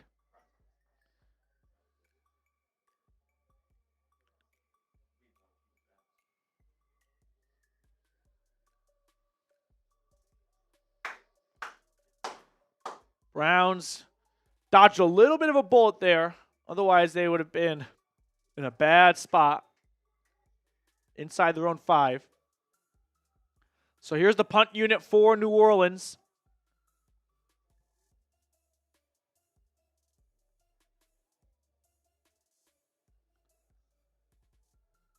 Punt is away. And it's going to go out of bounds at about the 9 to 11-yard line, somewhere in that range. So a long field for Jameis Winston, who has not gotten off to a very good start so far today. Maybe that turns around here. Before the Browns offense takes the field, though, I do want to give a quick shout-out to our sponsor today, and that is Prize Picks. Prize Picks is the best place to get real money sports action. With over 10 million members and billions of dollars in awarded winnings, Prize Picks has made daily fantasy sports accessible to all. You just pick more or less on at least 2 players for a shot to win up to 100 times your cash. Run your game all season long on Prize Picks. Let me give you an example of what selections look like. These are the selections that I am rolling with for tonight's matchup between these two teams right here. I like the more for Jamar Chase and Justin Herbert. We'll also take in the less for J.K. Dobbins. So if you like my selections and you want to have some added fun while watching the game, give Prize Picks a shot. Download the app today and use code CLNS to get $50 instantly after you play your first $5 lineup. All of that information is in the comments and description of today's video. Download the app today and use code CLNS to get $50 instantly after you play your first $5 lineup. Prize Picks. Run your game.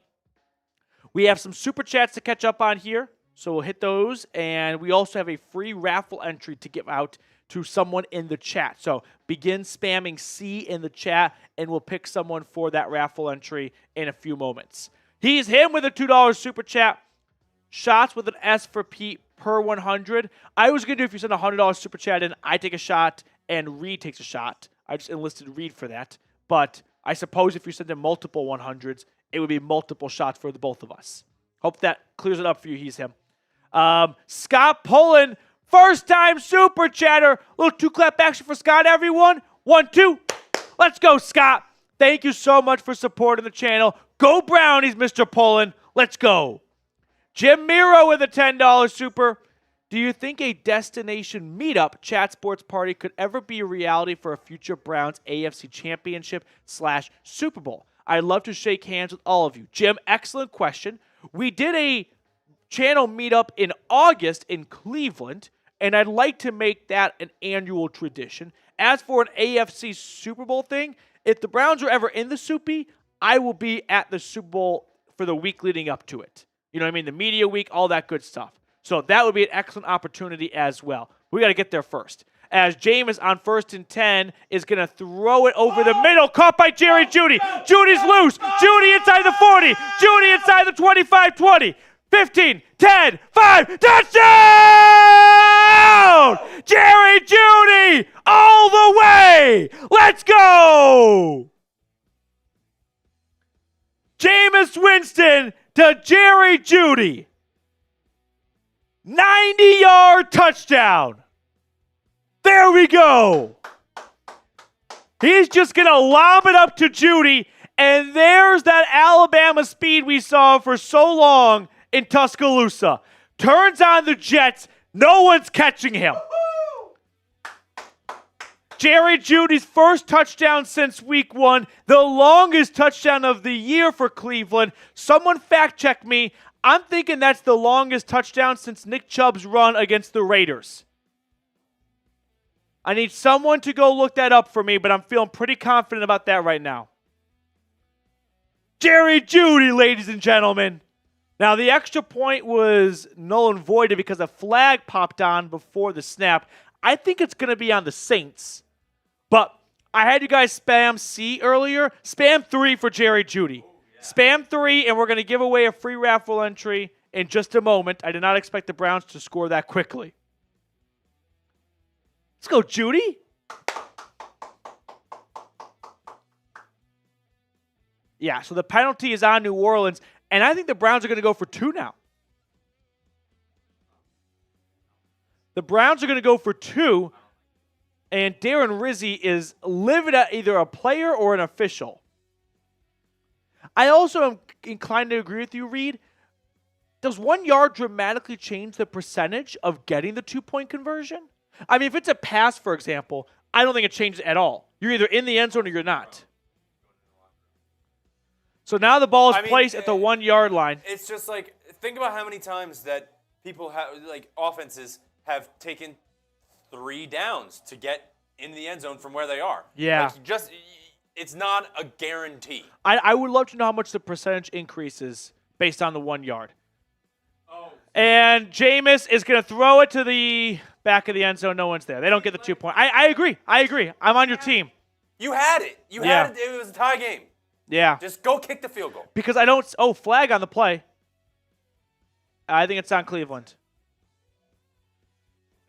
Oh, it's on Jameis, yeah.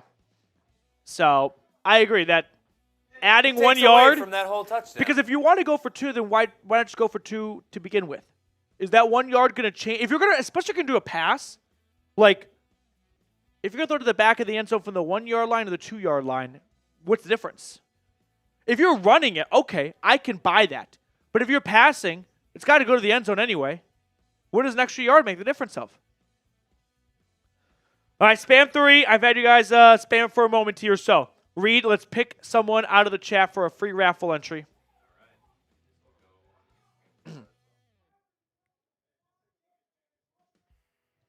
Okay, spam 3. We're going to pause the chat in 5, 4, 3, 2, 1. Pause. Ashley with a free entry. Is this the same Ashley, by the way, who was going to go to the Browns-Chargers game with the free tickets? I think it is, right, Ashley?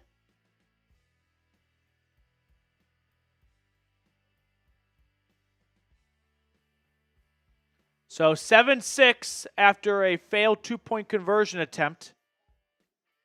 Taysom Hill on the kick return. Man, he does it all. And a good one, too. Taysom Hill gets across the 40-yard line. He's like the best football player. And I say that meaning if you had to pick one player to play all 11 positions, how could you not pick Taysom Hill?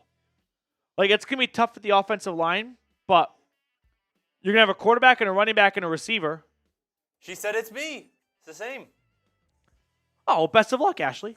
So, Ashley, you'll also be getting a shout-out on the Browns' Instagram.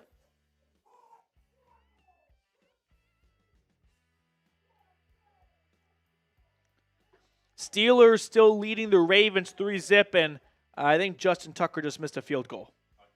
Again? Yeah, this one is wide left. Interception! Denzel Ward! They're going to call him down by contact. First play is a deep ball, and Denzel Ward comes up with his first pick of the year and only the second interception of the entire season for the Cleveland Browns. Denzel Ward picks off Taysom Hill. Forget what I just said about Taysom Hill being the best football player. The Warden comes to play. Remember how you were talking about you need to turn the deflections into interceptions? Yep. Finally, he gets there an It interception. is. So back-to-back huge plays for Cleveland on offense and defense. You get an 89, 90-yard touchdown to Jerry Jeudy going one way, and then when the defense comes on the field, Denzel Ward gets pick number 1 of the year, which I love to see that for Ward because he's got one of the coolest stats going, and that is every single season of his entire NFL career, he's had minimum 2 interceptions. There's a lot of great corners. They all don't always get 2 interceptions at least every single year. So he's halfway home to keeping that streak going for another season. John Banks with a $2 super chat. Here we go, Brownies. Here we go. Woof, woof. Here we go, Brownies. Here we go. Woof, woof. John, appreciate you supporting the channel. As the Dolphins have a 7-3 lead over the Raiders, and they are inside the red zone, peeking at my red zone monitor right now. Anyone's got any? James Harper with a $5 super chat. 1 of 2+. Hey, he called 2 interceptions. James, you're halfway home. You're halfway home. Cheers to you, James. How about another one-play touchdown? I love that. This time to Cedric Tillman. Yeah, I'm with you. Actually, Nick Chubb touchdown run. Nick Chubb touchdown run. We need it. We need it. It's like a drug to us.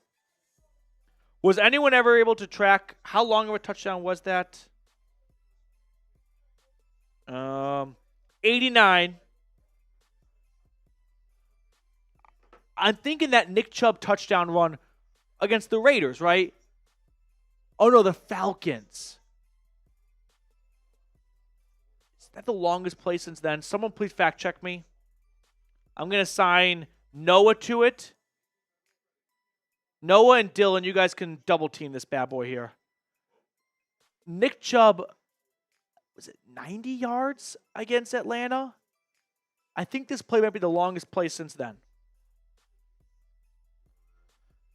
Yeah, quick super chat menu update for anyone that just tuned into the channel. $2 super chat, we give you a shout out. $5, which we just got one of. I do a dog bowl. And another one from Jim. $10 super chat. We enter you into a raffle for an autographed Jim Brown picture. We'll throw a picture of that on screen after this 1st and 10 play from Winston is caught by Njoku. And the Chief is going to jump his way all the way out to the Browns 35-yard line. So this is the raffle we're going to do at the 2-minute warning of the 4th quarter. $10 super chat gets you entered into that. Well, I don't know the last time I saw Taysom Hill just stand in the pocket and throw deep down the field. Usually when they have him throw, it's a little bit of gimmicky or on the move, something short. No, he was just a true quarterback that time. And Rizzy is livid. We got a super chat for a dog bowl as this pitch goes. That's Kadarius Toney? Oh, Jesus Christ, Tony. I was like, who the hell is that? Kadarius Toney took a pitch and he got dropped for a loss of 8. That's the first time we've seen him today, and it might be the last time. For one of 2 reasons. It was an 8-yard loss, which it's not all his fault for that. No blocking. But he kind of just threw the ball out of frustration after the play. That's how you get delayed a game. 2nd and 18 now.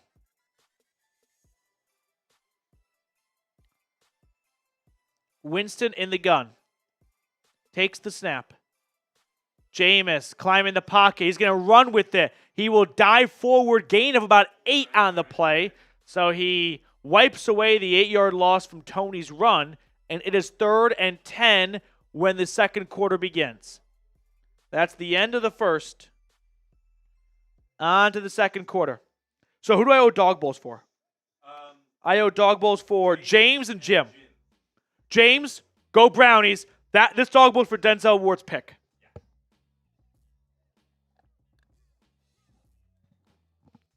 And then Jim Miro, $5 super chat, another dog bowl.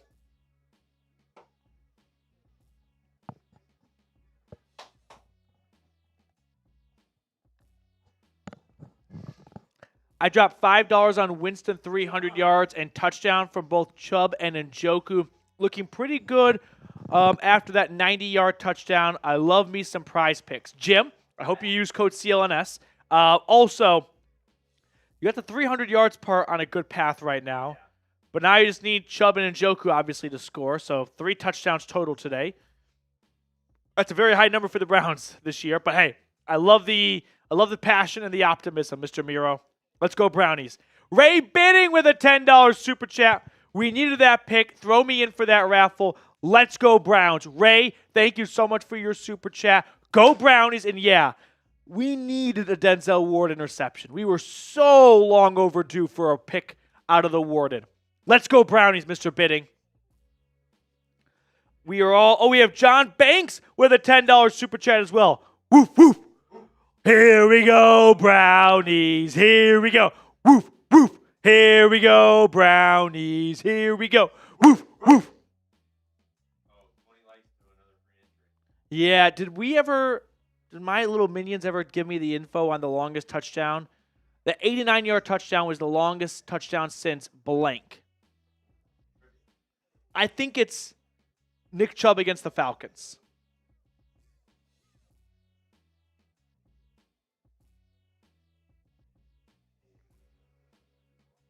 Here we go.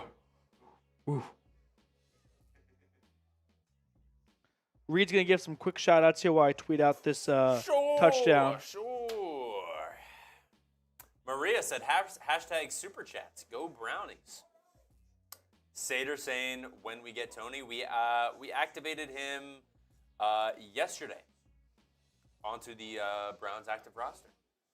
Oh no, the Saints are stuck in Halloween mode. We got Saints Darth Vader on the screen right now. We got Greasy Flight in the chat. Edward, Terry Williams, Noah K, Captain America bleeds. Oh no. Winston on 3rd down. He's going to check it down, and that's caught for maybe a 1-yard gain by Elijah Moore. It'll bring up 4th and 8, and the Browns are going to punt.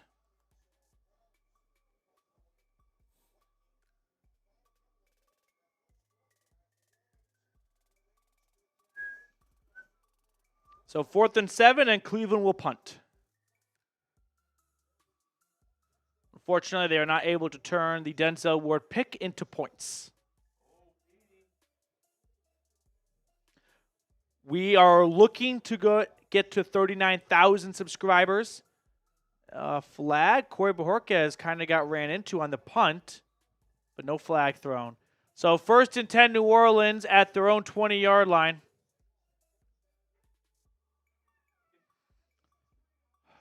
Like I said, though, our goal is to get to 39,000 subscribers. We are less than 400 away. So for any of the 970 people watching right now, if you have not subscribed, go ahead and do so. Every 100 subscribers we gain is another free entry for the Browns raffle we're doing at the 2-minute warning of the 4th quarter, that Jim Brown lasered on signature picture. I formation. It's a run to the right for Alvin Kamara, and he gets about 6 or 7 yards. Greasy Flight, Webster Slaughter, great receiver. Bernie Kosar hit him for a 92-yard touchdown. Nick Chubb had a 92-yard run for a touchdown against New Orleans. Okay. I thought it was 90. I thought Chubb's long touchdown was against the Falcons, but maybe it wasn't 89 yards long. The Chubb touchdown against the Falcons was 92 yards. Okay.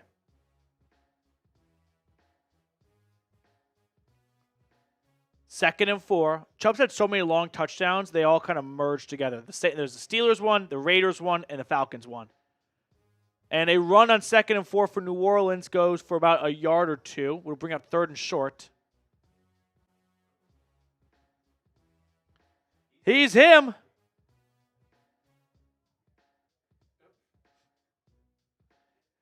He's him. I'll take however many shots you want me to take, dude. I'm not trying to be slimy and just trying to make it as brief or as to the point as possible about hitting you guys with a contract agreement. You imply that you'll take I will take multiple shots. He's him. There. You happy? Carr's throw is completed over the middle, and this 3rd and 1's going to go all the way for a touchdown. Touchdown, New Orleans. Marquez Valdez-Scantling goes for 70-plus yards.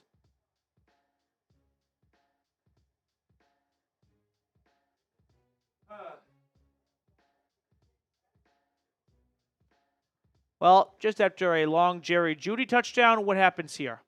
No one's on MVS. He's completely wide open.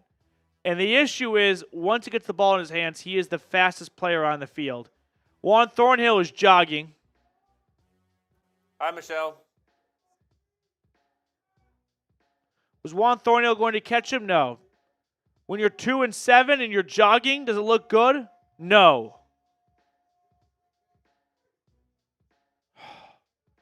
Gotta be kidding me.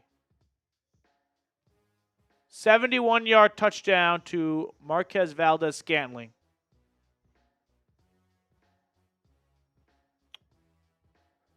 Damn. That really sucks. All right. We are back to watching Browns games, that's for sure. Damn. Don't know what else to say other than just when we start to have a little bit of fun, no. We are forbidden from having fun this year. The Jags game wasn't even... The only fun game we've had was the Ravens game. The Jags win was not fun. No, it wasn't. It was an ugly game, and both teams are just bad, and we learned that. All right, we got some super chats to catch up on. We're also at 298 likes, so make sure to hit that thumbs up button if you have not already. Try to get to 300 likes here. Jim Miro, raffle up. Is it a duck race or something else? Why do I have a sneaky feeling Tony will have a late touchdown today? Maybe a garbage time touchdown at this rate here. It will be a duck race, yeah. Should we do a different animal, Jim? You can't. We usually, last year we like switched it up every single week. This year, I don't know why. I feel like it's because the way the season's gone, it's just fallen into... We just want to put a bullet in our heads watching these games, so who cares if it's a duck or if it's a horse? But we can switch it up this time, Jim. Appreciate your super chat, though. And Brian with a $2 super chat. These Browns games are stressful. Stressful or depressing? Like, they're not losing a bunch of one-score games. Some of them are, but they don't even ever seem in them. I think it's just depressing. Yeah. Depressing is the word I would use to describe it. And we also have... Are we all caught up with those? Yeah. All right, we're at 303 likes. Hit that like button if you haven't already. I want to get ourselves up to 500 likes.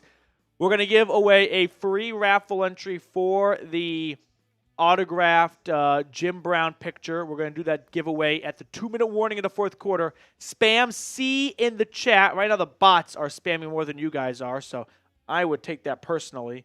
Spam C in the chat, and we'll pick someone out of the chat every 100 likes or 100 subscribers. We pick someone out of the chat for a free raffle entry. Spam C, and we'll pause the chat after this kickoff and pick someone out of it.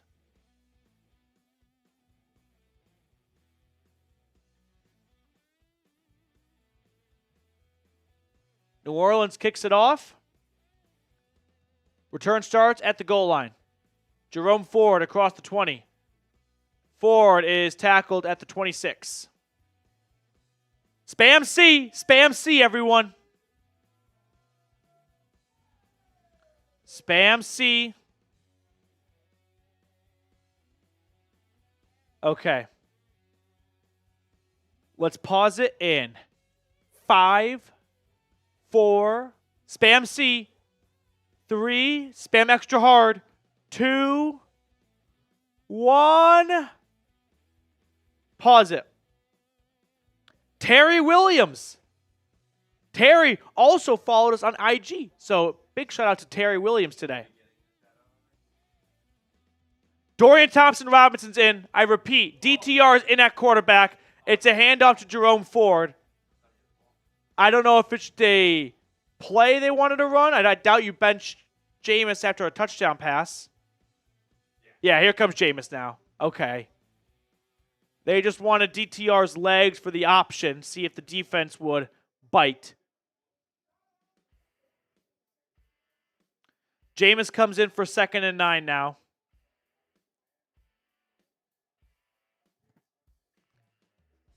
From the 26.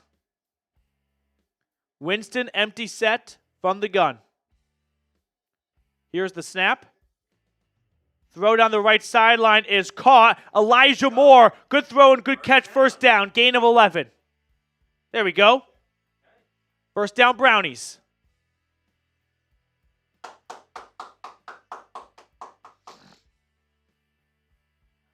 Noah, you starting Jameis on fantasy is concerning. I need to know what led to this. They're at their own 38-yard line. Jameis back in the gun.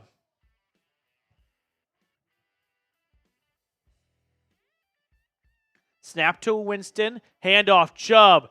Able to shake one tackler and gets about half of the yardage on 1st and 10. Some solid runs from Chubb today in terms of breaking tackles and getting yards after contact. This game has, by the way, been dragging. The Raiders-Dolphins game, they're already outside or inside the 2-minute warning. We're at the 10.5-minute mark. The two teams that combined for 5 wins cannot take this long to play a game. False start. False start on, for sure, Jones. It also looked like Petonio might have moved. So DeJuan Jones, who's making his 3rd start at left tackle, gets, I think, the first penalty of the day for the Browns. At least first pre-snap penalty. So make it 2nd and 10 after a 5-yard Nick Chubb run. It's wiped away.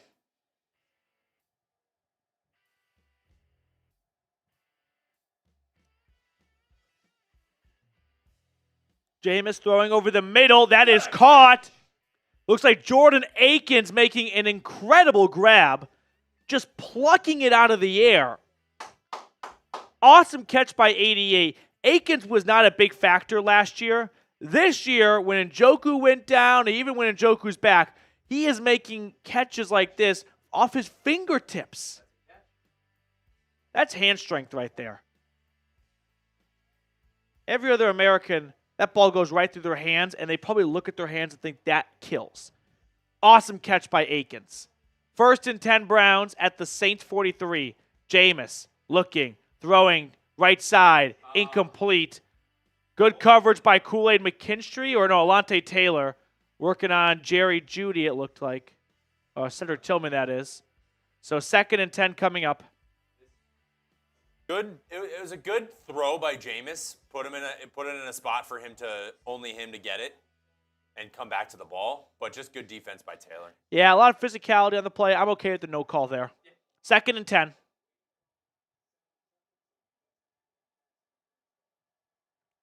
Winston in the gun. Takes the snap. Looking, throwing, left side to no one. I think Tillman and Winston were on different pages in terms of what their route was. I think Jameis wanted a curl, and Tillman's 5 yards away from where the ball landed.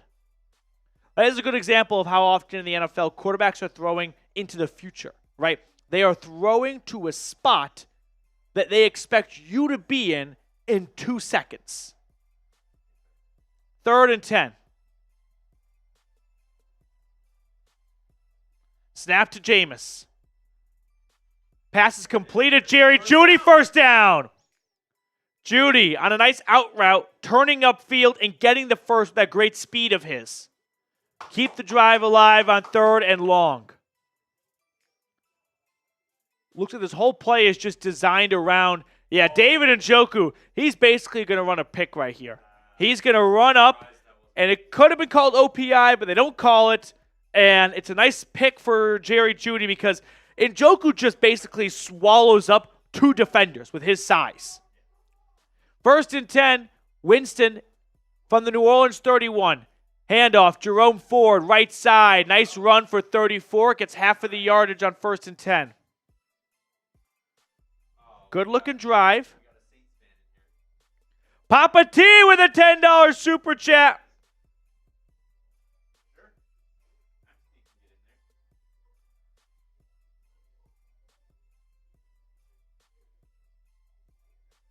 Gardner Minshew and the Raiders are in the red zone.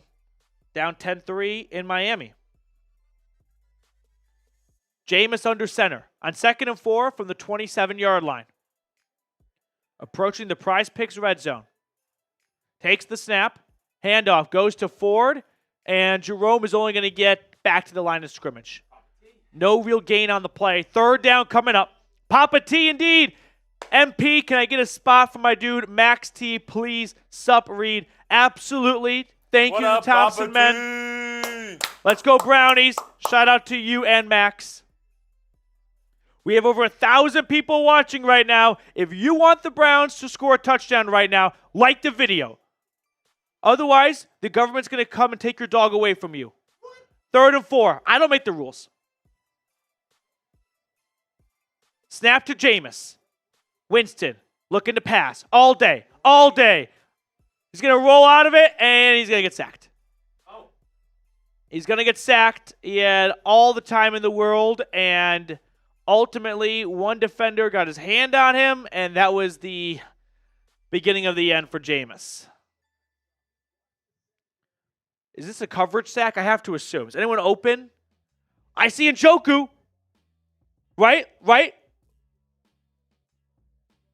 He's open for a goddamn touchdown. David Njoku's open for a touchdown, and you stood in the pocket all day. 51-yarder for Dustin Hopkins now. Kick is up. I shake-a-potamused it. No good. Wide left and by a mile.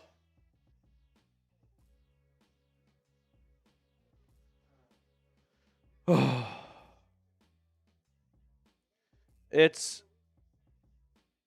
almost relieving having when your kicker is bad in a lost season. No need for them to waste their kicking magic on a 2-7 team. So the Saints will take over near midfield after that missed field goal. Quick shout out to our sponsor, though, Prize Picks. Prize Picks is the best place to get real money sports action. With over 10 million members and billions of dollars in awarded winnings, Prize Picks has made daily fantasy sports accessible to all. You just pick more or less on at least 2 players for a shot to win up to 100 times your cash. Run your game all season long on Prize Picks. Prize Picks now offers Venmo for quick and easy deposits and withdrawals into your account this season. Download the app today and use code CLNS to get $50 instantly after you play your first $5 lineup. I put all that information in the comments and description of today's video. Download the app today and use code CLNS to get $50 instantly after you play your first $5 lineup. Prize Picks. Run your game. We're all caught up on Super Chats.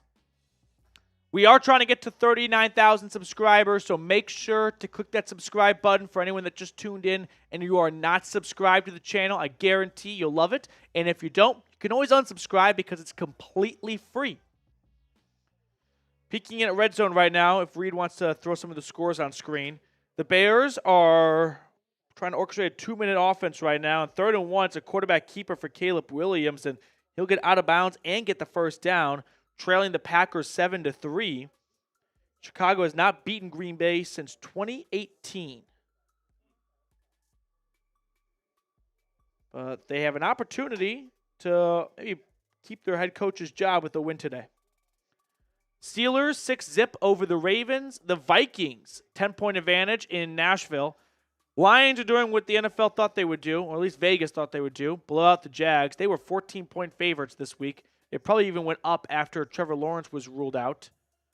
21-3 from the Motor City. Dolphins 10-3 against the Raiders. Tied ball game in New England with the Rams in town as Alvin Kamara takes a 1st and 10 run for no gain. And the Colts are blitzkrieging the Jets, 13-0. And Njoku is open for a touchdown. Oh, look at Jameis. He just realized it. Which, listen, I know it's easy to be an armchair quarterback, and it's a very different ball game standing in the pocket because we have something that they don't have, and that is about 10 to 15 feet of height with the camera.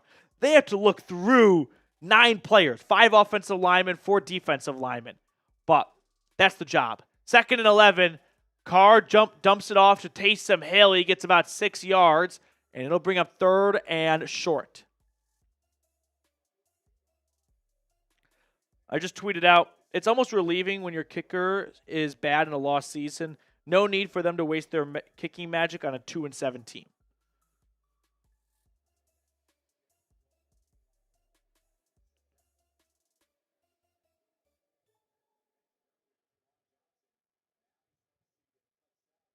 Myles Garrett appears to be either exhausted or a little banged up, but he's on the sideline right now, which is unusual for him to be on the sideline for 3rd down. Snap to Carr. Carr throwing over the middle, and this is caught 1st down. Jawan Johnson tackled at the Browns 30, and the Saints with an 8-point lead are in a good position to add more points right now, plus they get the ball to start the second half. So who's excited for that?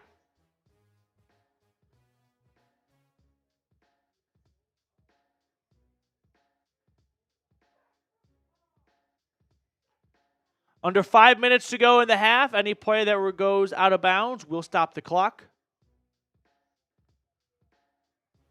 Carr takes a snap from under center. Looking, surveying, dumping it off to Kamara. And Kamara is going to get tackled with forward progress being called. Gain of 3. That was a premature whistle. I think the official thought he was going to get tackled, so just started to whistle. It's like, well, he didn't, but I already blew the whistle. So I guess we'll whistle it dead. Yeah, Rizzy's like, I don't know why he blew the play dead. He was about to run for more yards. Might have just screwed the Saints out of some extra yardage, but not a real big difference maker. 2nd and 6. Myles Garrett back on the field. Inside the Cleveland 30. A run to the right is going to go for maybe a yard. Okoronkwo, 54. Okoronkwo, he's going to have a much larger role with Zadarius Smith gone.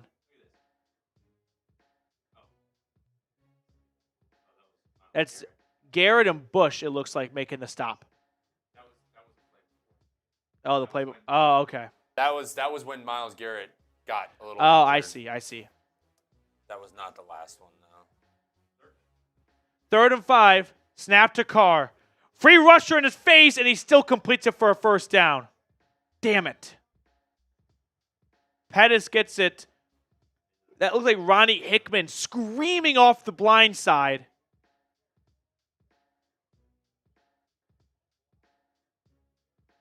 Ronnie Hickman has a great look at sacking Derek Carr. At least gets a little bit of a lick in. But Carr quickly finds an open man. 1st down, New Orleans.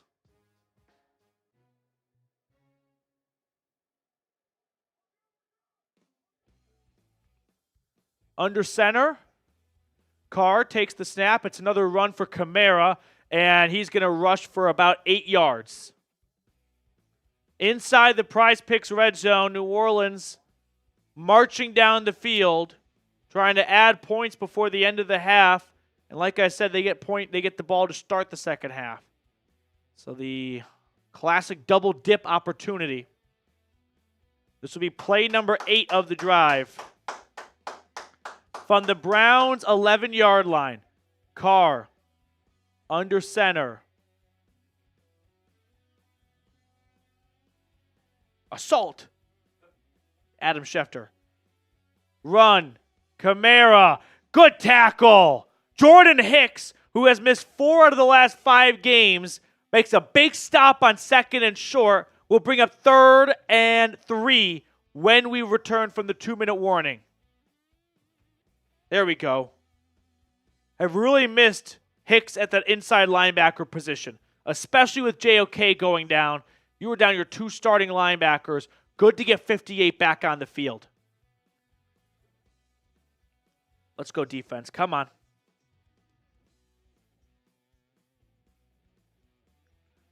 Come on, defense. I got S's for stops and 3s for third downs coming in from Ken, from Sean, from Beth, Kathy, Avery, Cameron. Bears are trailing 7-3, but they have 2nd and goal inside the 5 coming up with a minute to go. 26 straight drives for Chicago without a touchdown. That's tough to do if you tried. 2nd and goal for Caleb Williams. Please throw to Cole Kmet. It's a run for Roschon Johnson, and he's going to get his way spun to the goal line. 3rd and goal from the 1-inch line coming up for the Bears. Chicago has all 3 timeouts in 40 seconds. That's a touchdown. That's a touchdown for Roschon Johnson. If this gets reviewed, this should be overturned. This should be a touchdown for Roschon. Yeah. No, we're going to keep them honest. Every 100 subscribers is a free raffle entry. We're at 38,629, so 71 away. If you're not subscribed to the channel, you're doing yourself a big disservice. Hit that sub button. I guarantee you're going to have a blast here. We try to keep you guys 2 things at all times: informed and entertained. Are you not entertained? Are you going to watch Gladiator 2? Last year for Thanksgiving, I went and saw Napoleon. This year, I want to go see Gladiator. Gladiator 2, that is. Hi, Jeremy Davis. So I'm excited for, we have Gladiator 2 coming to theaters, and then Wicked. I'm not a big theater guy, but I do love Wicked. I heard there's a Great Gatsby. Another Great Gatsby? In New York, like on Broadway. Oh, yeah. I would love to see that. I love that movie. And I haven't seen that movie since I watched the movie to avoid reading the book. That's the last time, and then I learned the book and the movie had some differences. 3rd and 3 for the Saints coming out of the 2-minute warning. Carr in the gun. Kamara in the backfield. Snap to Carr. Throws to Taysom Hill. It is caught. Ball out at the end. I think it's a catch, fumble, recovery by Cleveland. Let's go, Browns ball, baby. They're going to take a look at it and see if it's an incomplete pass. I think Taysom Hill caught this and fumbled it. And it's recovered by Denzel Ward, and it's ripped out by Denzel Ward. Yes, this is a catch fumble for sure, 100%. Denzel Ward with 2 takeaways today, an interception, and now he recovers his own forced fumble. Have a day, Warden. Let's go. Taysom Hill with 2 turnovers today, both to Denzel Ward.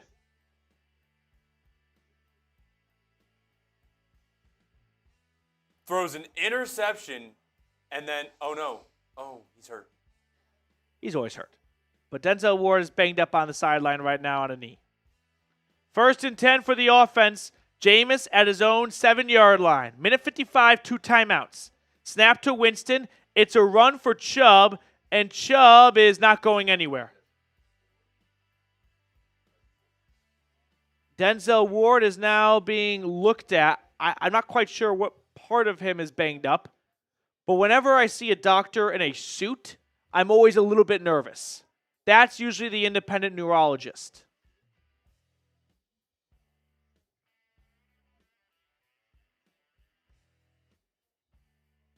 It's not a head, that's for sure. That's usually, I don't think it's a head injury.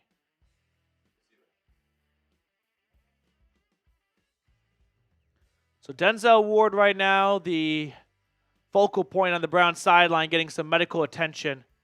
I mean, just go to the locker room right now with Denzel. There's a minute 50 left until the half. Get a head start on whatever you need. Every subscriber gained is an extra yard for the offense. Shotgun snap to Jameis. His pass over the middle is complete to Njoku, gain of 4. And the Saints have just called their second timeout. They're trying to preserve time for their own offense.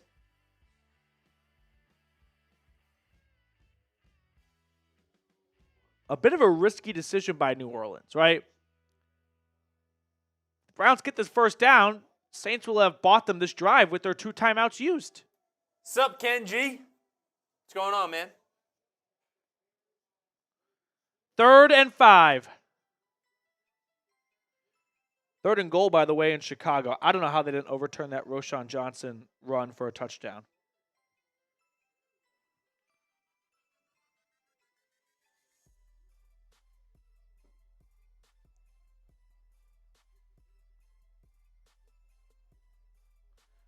Let's get the first here. I don't want to punt back to New Orleans. Come on. Look. You got all those guys blitzing. Throw it to the hot read. Wide open! Caught Jerry Jeudy, first down. Good throw and catch. Jeudy takes a bit of a hit after catching it, but stays in bounds, although he really just had to hold on for dear life with the defender barreling down on him. First down, Browns at their own 35-yard line. Minute 24 and a timeout called by, I think, Cleveland. Saints call their 3rd and final timeout. That I don't really understand. They are just giving the Browns time.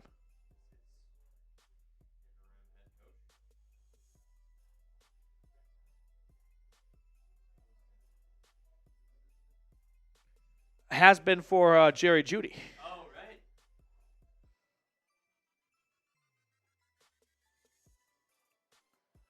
Derek Henry and the Ravens are trailing 6-0 against the Steelers, but they are inside the Pittsburgh 25. Lamar Jackson in shotgun on 1st and 10. Lamar's pass is completed to Isaiah Likely, who will have 1st and goal awaiting the rest of his offense from the 4-yard line. We got 2 $10 Super Chats here. He's him and Christopher Stofira. Let's throw both those supers on screen.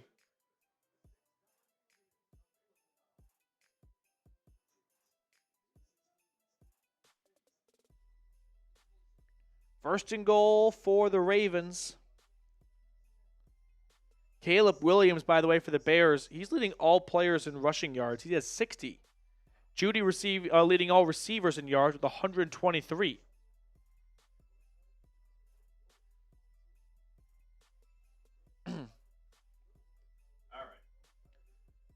28-3 Lions over the Jags. He's him. What is the photo's monetary value and how many entries are there by me in total? I better get a new entry per $10 super chat, and if I don't, it's rigged and there will be a chat sports insurrection. Okay, a lot going on here. One, the most important question you asked here is, yes, every single $10 super chat is another entry. So, reads it to 4 entries. So, feel free to count yourself, but by my napkin math, that adds up as well. As for the photo's monetary value, I do not have the answer to that question. I mean, how do you value anything when it comes to signatures and pictures? it's what you think it's worth, right? It's kind of like how baseballs that are hit for home runs, or the player's 500th or whatever homer, we deem them to be so valuable, but they're just like any other baseball. But psychologically, you know that's the baseball. If you would swap that ball with another one, no one would ever be able to tell the difference. But in our heads, we give that specific ball a huge value. 1st and 10 for the Browns. Snap to Jameis. Winston throws right side. This is caught in Njoku, who gets about 6 yards. We had one other super chat fly in. Let's get to that, and then we'll be all caught up. Christopher, Warden earning his dollar or his money, so Petey, love like DeJuan Jones is injured. Helmet is off. DeJuan Jones. He just mouthed, it's broken. It's broken. It's broke. He almost looks like he's just in complete. Oh, yeah, he just broke his left ankle.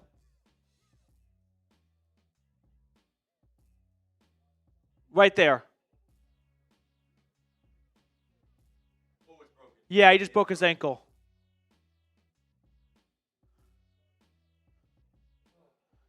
DeJuan Jones mouthing, it's broken, and then seeing the replay was not something I wanted to see today.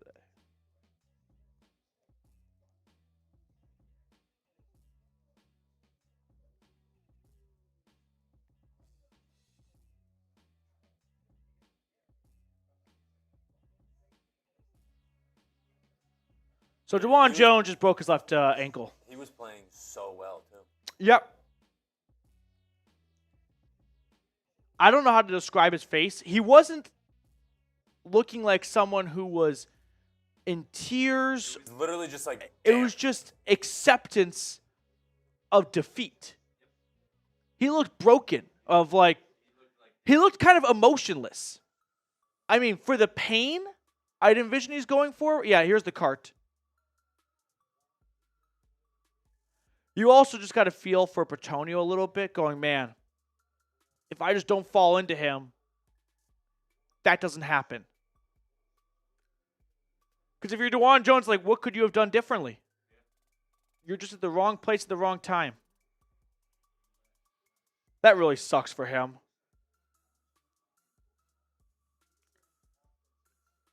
DeJuan Jones getting carted off the field with what I'm going to call a broken ankle.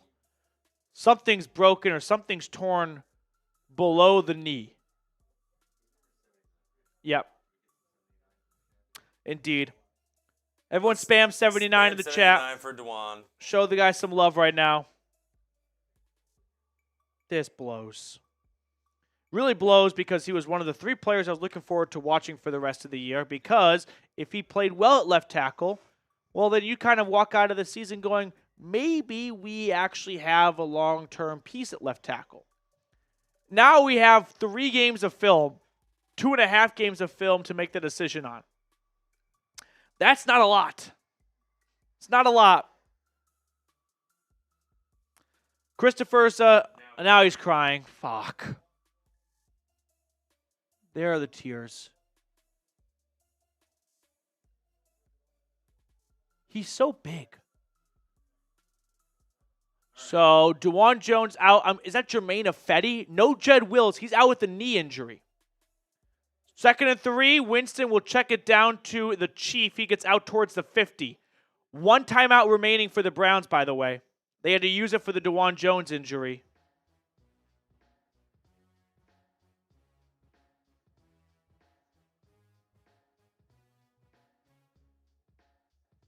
Snap to Winston on 1st and 10. Throw to the right side is caught by Tillman. He's able to get out of bounds. Good job by Tillman to keep his balance. Make sure his knee or elbow didn't touch the ground. Get back up and get out of bounds to preserve time.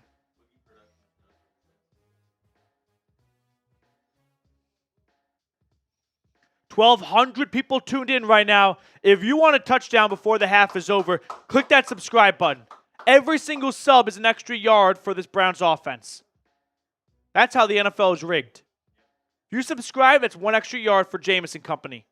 Winston checks it down. Jerome Ford, he's got room to run. Ford, first down and more, out towards the Saints' 30-yard line. 40 seconds and counting, and the Browns, I think, burn their final timeout.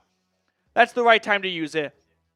The only issue with using your timeout there is it's not that you can't take a sack, but if you take a sack, you immediately have to go field goal.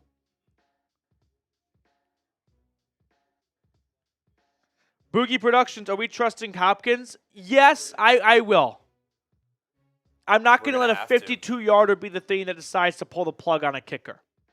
If he had misses from 35 and 39, all right, then I'm with you. We can't pull the plug for 52-yard misses. 1st and 10.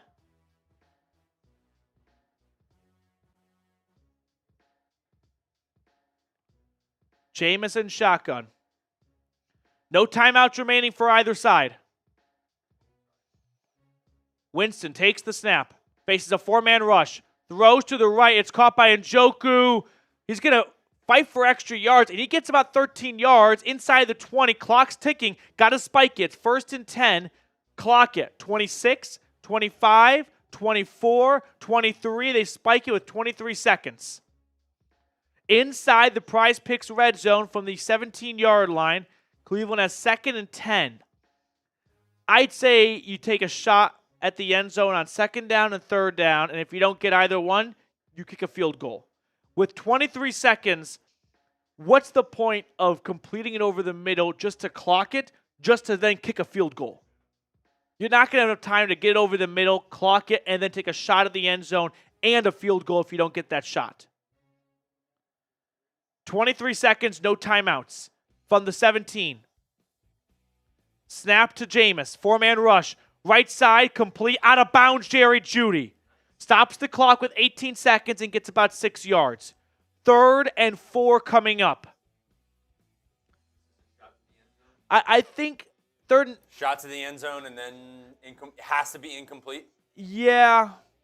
Either complete in the end zone or incomplete. And then go for a field goal. You're just outside the 10. I would agree. I don't see what's to gain by trying to make it, 1st and goal from the 5 and have one play. Jameis, all the routes are going to the end zone. Back of the end zone, incomplete. All right. And it's 4th and 6, and the Browns will have to settle for a field goal. So here comes Dustin Hopkins for a very makeable field goal. He missed his first one today. Trying to make it a 5-point game. They did not successfully convert a 2-point conversion earlier. That's why they have a 6 on the board. So a 32-yarder from Hopkins from the right hash. Kick is up, and it is, you're not going to believe this. You're not going to believe it. There's a flag on the play, but it's no good.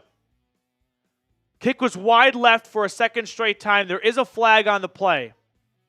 And it looks like it might be against New Orleans. Oh, it is. We'll see what the penalty is. It could give the Browns 1st and 10 and one more shot at the end zone. Holding. Defense. 5-yard penalty and automatic 1st down. Well, I'm still not going to forget that missed field goal. Peyton Turner, the former 1st-round pick for New Orleans, holding on a field goal is very rare. And maybe that's something he's been doing all year, and it just got called.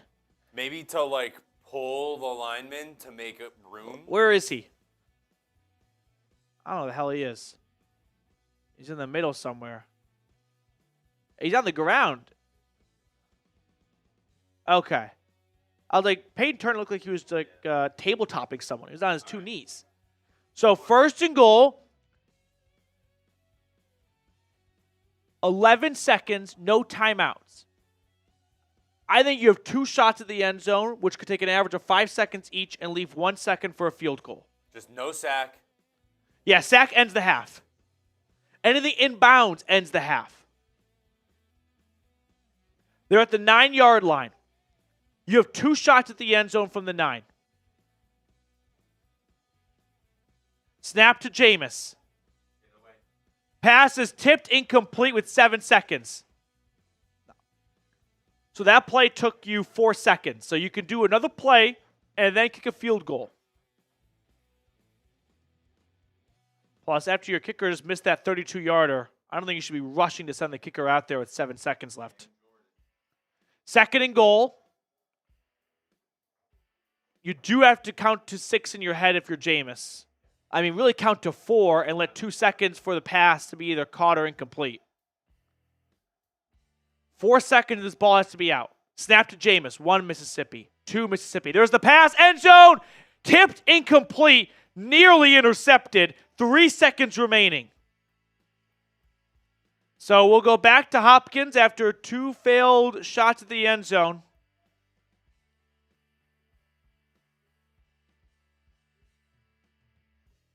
He just wants to lob this up to Akins. And that's not a bad idea. Just a great play by the defender, honestly.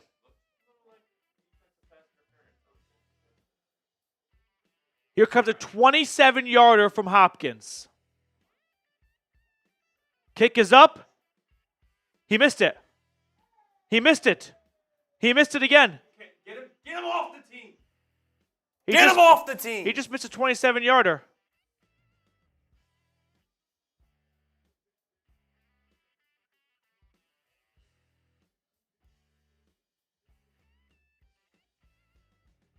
He missed it. 27-yarder. What if that was to win?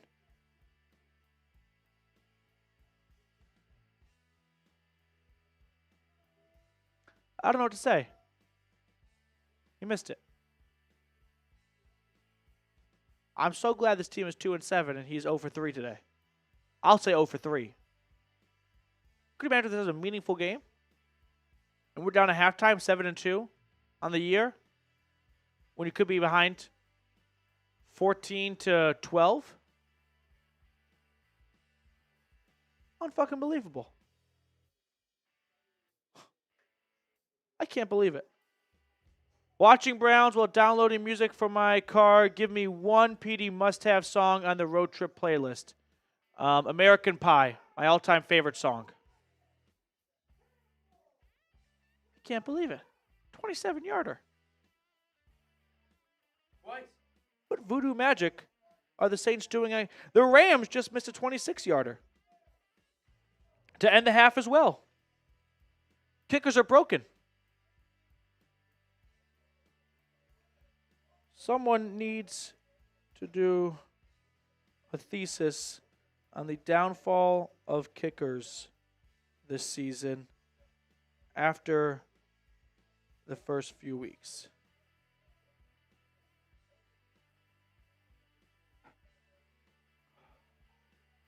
I'm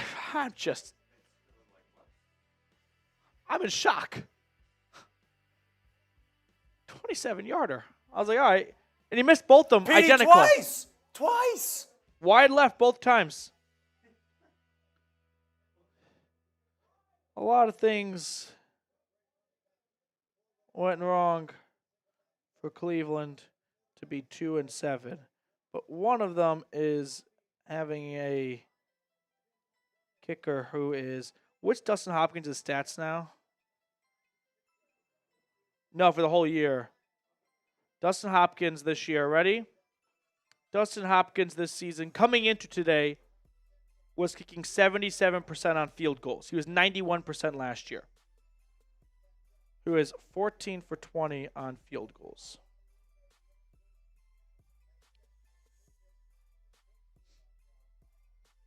Unbelievable. He made 33 last year. He's got 14. It's week 11.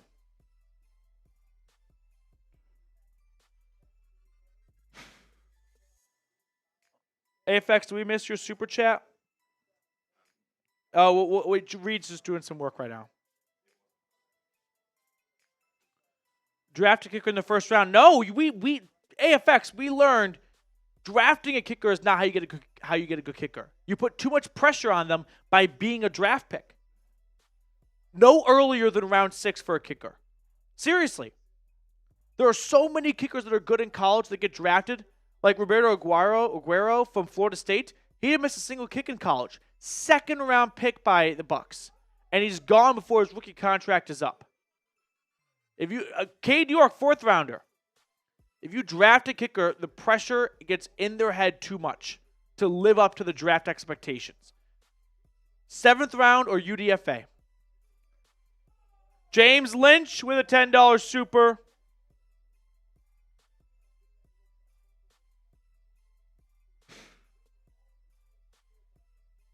I mean, just taking the wind out of the sails. Bright Wolf Petey, what's with kickers missing in New Orleans? Seriously!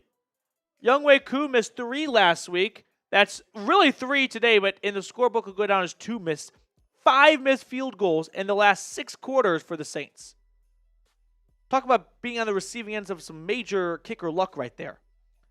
All right, here are the first half stats, by the way. I'm going to run to the bathroom after all these dog bowls. Reed's going to hang out with you guys for the next 5, 6, 7 minutes, and then I'll be back for the start of the second half. I'm in shock. 27-yarder. We don't have a lot to play for right now, but damn it. Can you make a 27-yarder? All right, Reed. We'll hit him when I come back, or you can hit him. All right, I'll see you guys in just a little bit. All right. Oh, I need my name. You guys don't know who I am. Man, I just, you could have guessed it twice. Oh, he missed it twice. As soon as it got like to 3 seconds and we didn't score. Bright Wolf knows what's going on. It is half off halftime. Let me hit James Lynch's super chats. This is just wild that he's missing. But honestly, it just makes sense.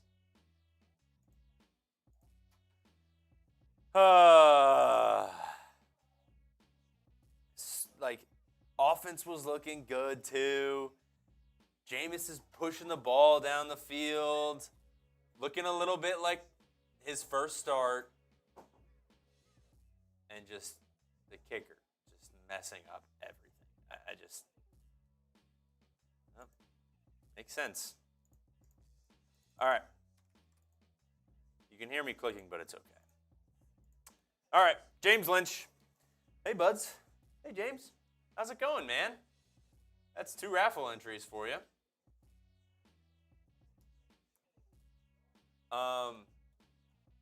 James Lynch with another $10. Let's go Browns. Game's not over, by all means. It just, like Petey was saying, takes the wins out of the sails. We're doing so well. Like, it just, I don't know. I got so upset because you get 2 tries. If it's like, oh, wow, I know what I did on that one. I hooked it, and I know what to do next time. Let me get another chance. Gets another chance and does it again. Like it's your. I know we say this. Like it's your only job is to kick the ball. You get 1 chance. Be like, oh, I know exactly what I did, and then you get another chance and you still miss. It just. Everyone else is doing their job, getting turnovers on defense, pushing the ball down the field, get into the red zone with 10 seconds left to go in the half, drive all the way down the field, and then you miss the field goal. Twice. All right, let me put my half off halftime up here. All right, every super chat is a beer cheers. $5 for the Jim Brown signed picture raffle. I'll show a picture of that in just a second. And then $50, I got a beer bong here. If you do a little $50, I'll get 50 or get a beer bong. But grade the first half for the Browns. I'm giving it. I'm between a C+ and a B-. I want to say B-, but Papa T, I forgot about your super chat. This will get you a raffle entry because you did it while halftime was happening. Let me put it up here real quick. This hurts. In the biz of football, might have to think of replacing D-Hop. I mean, dude, it's just like I was saying before. It's your only job, and you get 2 tries in a matter of 5 minutes, and you miss both times. How many chances can you give? And you missed one earlier in the game too. AJ, D-Hop was the one we could count on last season. What is going on? I know. It's just, like Petey said, he was 91% last year, and he's 77 coming into this game. Your kicker needs to be a rock. And it's happening all around the league. Look at Justin Tucker. All of a sudden, he can't hit a kick. Last year, if he stepped up even 55 yards, you're like, I don't even have to look. It's going in. He was automatic. And then all of a sudden, they're dropping off. It's just, I don't understand. Joshua Miller with a $2 super chat. Good to see you, Josh. Way to see you. I'm happy to see you in the chat. Time to bring Chris York back. I mean, bring somebody who can kick a 26-yard field goal. That's all I'm asking. Hyper scoops, guys. I think it's the wind. Probably some huge wind in the dome right now. At the Caesars Dome. Papa T. Oh, I gotta do my my cheers. Cheers to Papa T. Cheers to Joshua Miller. Ricky's $50 says Petey can nail a 25-yard field goal. I mean, the guy on College Game Day did it. I mean, the thing that bothers me is 2 chances. If you missed the first one, it's like, man, something went wrong. Maybe the hold. Maybe you just didn't get a good hold. Didn't get a hold of it. If you missed twice, the same exact way. If you missed the other way, I would have been like, all right, something's going on with the special teams, team. But you miss it the same way, something is wrong. Is he hurt? I don't know. We need Pat McAfee to ask, why is he missing these kicks? Papa T, another entry. And then we got Joshua Miller with another super chat. Papa T, I look forward to these half-off halftimes because I just get to hang out with you guys. I mean, it would have been cooler if we scored a touchdown or even scored a field goal, but I still love hanging out with you guys. Joshua, AB, first-round selection, 2020, Jed Wills, bad. 2022, Newsom, okay. 22 to 2024, wasted, and wasted. Not a great draft record. Can't hit every time. It's tough. Everyone thought, Josh Rosen, going to be a great quarterback for the Cardinals. Terrible. And that was a first-round pick. And Jed Wills, making business decisions not to play on this team. Should have just said he was hurt. I don't know what he's talking about. Greg Newsom, he's okay, but leaning towards bad. I don't know. Ben Broski, thank you for your super chat, Josh. Good to see you. Let me refresh this page. Come on, internet. Give us 1 second. Ben Broski. Cheers to you, Ben. I'm going with a B-, bro. Let's go Browns. I agree. I think we gotta wipe away the missed kick. Hope that the game doesn't come down to kicking a field goal for the win. And we just make it up with playing well on offense and defense. We already have 2 turnovers, both created by Denzel Ward. We'll have to check on him. I think he went into the locker room. He was banged up a little bit. Let me add you, Ben Broski. Appreciate the super chat. I'll go with a B- as well. What are you guys going with? Grade the first half. Terry Williams saying go Brownies. Halftime is almost over. Oh. Come on. Let me get it. Terry. I'm sorry, Terry. There it is. Terry Williams, go Brownies. Thank you, Terry. That is another entry for you. You had the free one earlier. And you are getting shouted out on Instagram later. Mr. Petey is back. Half off halftime. Oh, Kathy, Petey wasn't calling you a bot. You were doing the stop signs. And since we don't have time in right now, he was trying to make sure that there's no bots in the chat. And the message looked like it. He doesn't think you're a bot. It was an accident. All right. Mr. Petey's back. Thank you for hanging out. Half off halftime. My favorite part of the stream. Positive vibes only. Kick didn't even happen. Let's just hope it doesn't come down to a game-winning kick. We are back. This game will definitely be a game that could have been won by 3 points. Let's see. Like, he might make his next kick, but then they'll be in a position where they need a touchdown, and a field goal could have done it for them.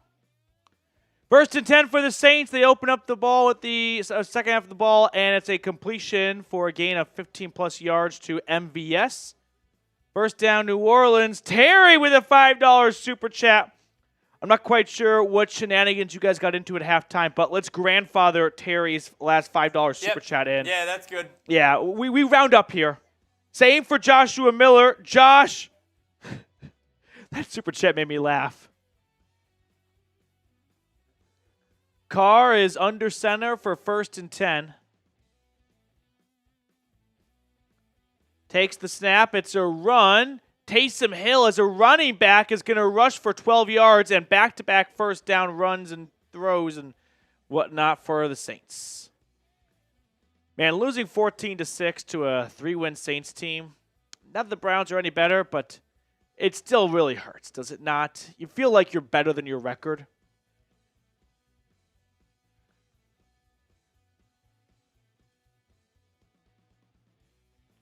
First and 10, New Orleans.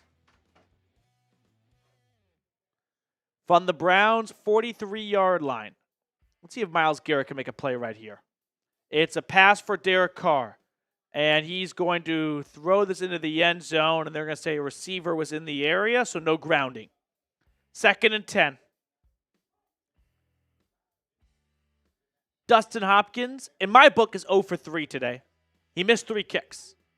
And he did not miss the second one because of the penalty. He's 14 for 20 on the season. And they signed him to a contract extension before the year began. Guaranteed $8 million. You're not stuck with him, as a run for Alvin Kamara is going to go for no gain on the play. But you're also not really in a position where you could add more dead money. You've already got enough based on older contracts that you push money towards the end for, like Amari Cooper and Darius Smith. Adding in one more contract is going to make it that much more difficult for you to be competitive in free agency. Third and 10 for the Saints. Ricky has full confidence that you could have made that. Snap to Carr. Carr is going to throw it over Taysom Hill's head, incomplete.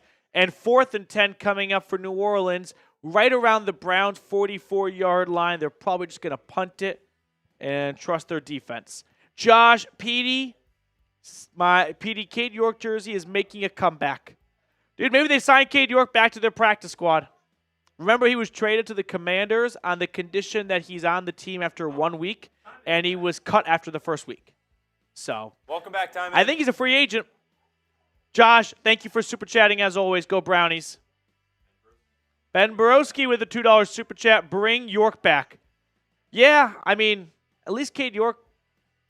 I accidentally said Chris York during halftime. I meant Cade York. Fair catch made at the 6-yard line by Elijah Moore. I would say at least Cade York would make the long ones, but he didn't even make all of them, like long or short. They were both bad this year, and of Dustin Hopkins and Cade York's only season. But why not run it back with the Yorker was fun because of the big leg. Are we all caught up on Super Chats, by the way? Oh, sweet. Okay. Yeah, so the Browns bring back Cade York. Yes or no?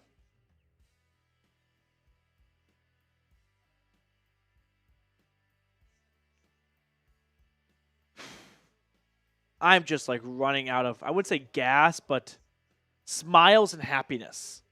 I try to be optimistic every Sunday because we only get 17 of them. And when the football season's over, by February and March, you're not going to care that it wasn't fun in November or October. You're going to miss these days. So I want to cherish each one, but they're making it harder every single week because I don't really know what this team does well. Like, for example, if all 32 teams had to do a group project to build the best single NFL team, what would the Browns submit to this group project? Whether it's a player or a part of their game. I guess you just go the easy way and say Myles Garrett. Yeah. Bajorquez has been very good this year. So we could send those two guys. But there's no part of the game. Like, there's no, like, the Browns are so good at screen passes. You know what I mean? There's no section of the offense or defense. The Browns have a great run-stopping unit. The Browns have a great safety tan. Like, I don't know what they submit as a calling card for this year. I got nothing. Ty Man, how are we losing? Well, we can catch up to speed. Their one touchdown came from a Jerry Jeudy 89-yard score. The Saints, however, responded very quickly with a 70-yard touchdown to MVS. That pushed the Saints' lead up to 14-6. And Dustin Hopkins has missed 3 kicks, 2 official. One was missed, but a flag on New Orleans wiped away the miss. And then he missed the same kick 5 yards closer 10 seconds later. So that's how we are. We got here. He's him with another $10 super chat.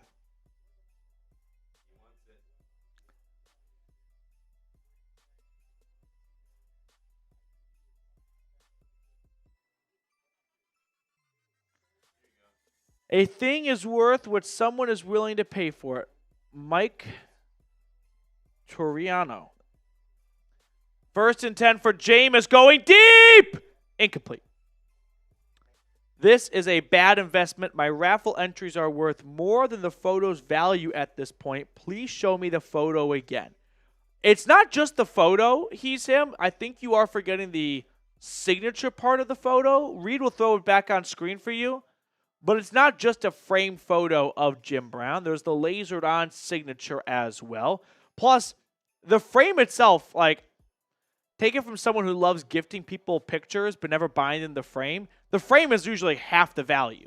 So this is what a $10 super chat gets you entered into a raffle for. As Jameis's pass to Cedric Tillman is complete over the middle. Big gain from 19. 1st down Cleveland out towards the New Orleans 30-yard line. They get out of their own end zones area.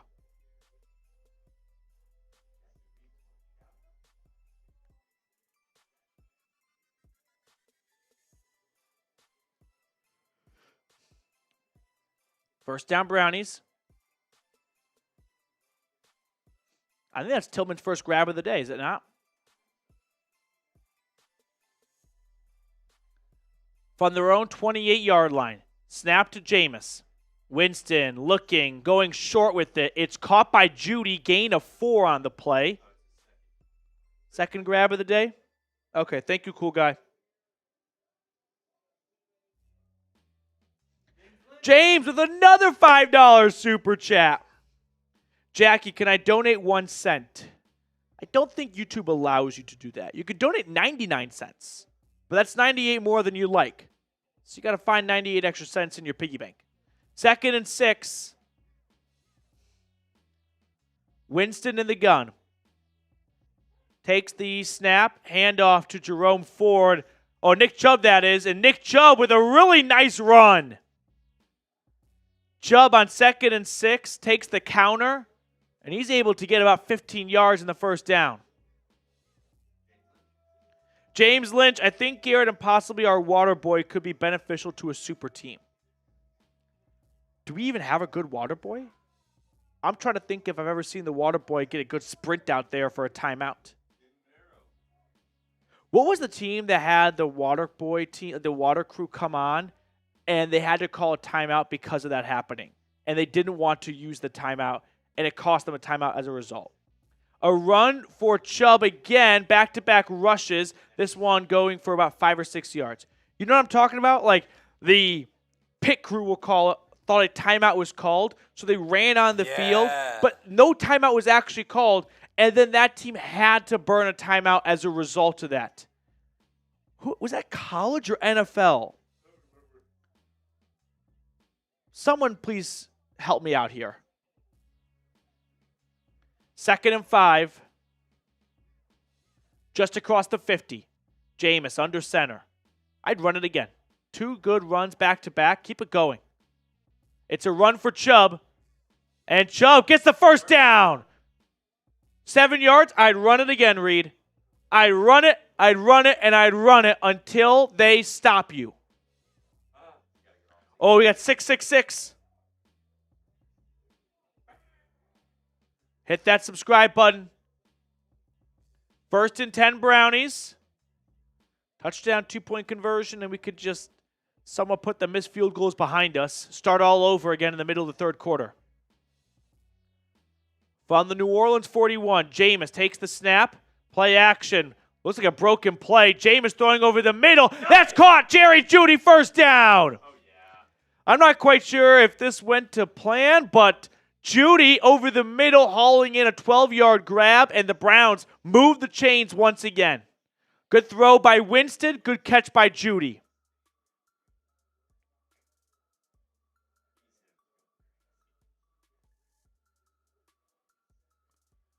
First and 10 Brownies. Jeudy, by the way, up to 142 yards in the day. He's on my bench, if anyone cares, for my fantasy team. 1st and 10. Jameis takes the snap. Play action. Surveying. Rolling to his right. Throwing to the end zone. Caught. Touchdown. Touchdown. Elijah Moore. One of the best touchdowns you'll see all year. Toe tap. Corner of the end zone. Browns back in this one. Let's go. Elijah Moore gets behind the defense, and now he's got to make a tough grab, but he gets the toes in bounds. Great control by Moore to have the presence of the wherewithal of where the sideline is and where he is in relation to it. That's a touchdown. That's a touchdown by Elijah Moore, and the Browns are a 2-point conversion away from tying this game.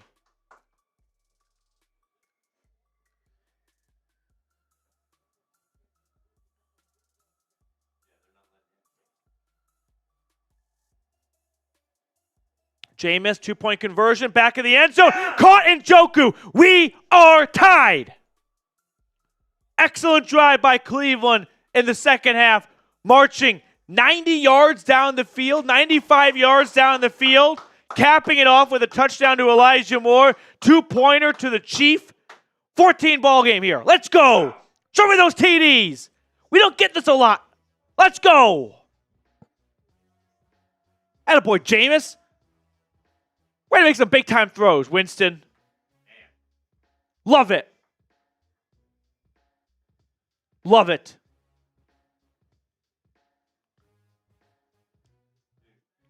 Show me those TDs. Jameis Winston, so I forget who it was, but he is at 299 yards. 2 touchdowns, 19 for 29. This is the Jameis experience. He had a slow start, but ever since that Jeudy touchdown, he's kind of gotten his swagger and his confidence back. He's climbing up the ranks right now.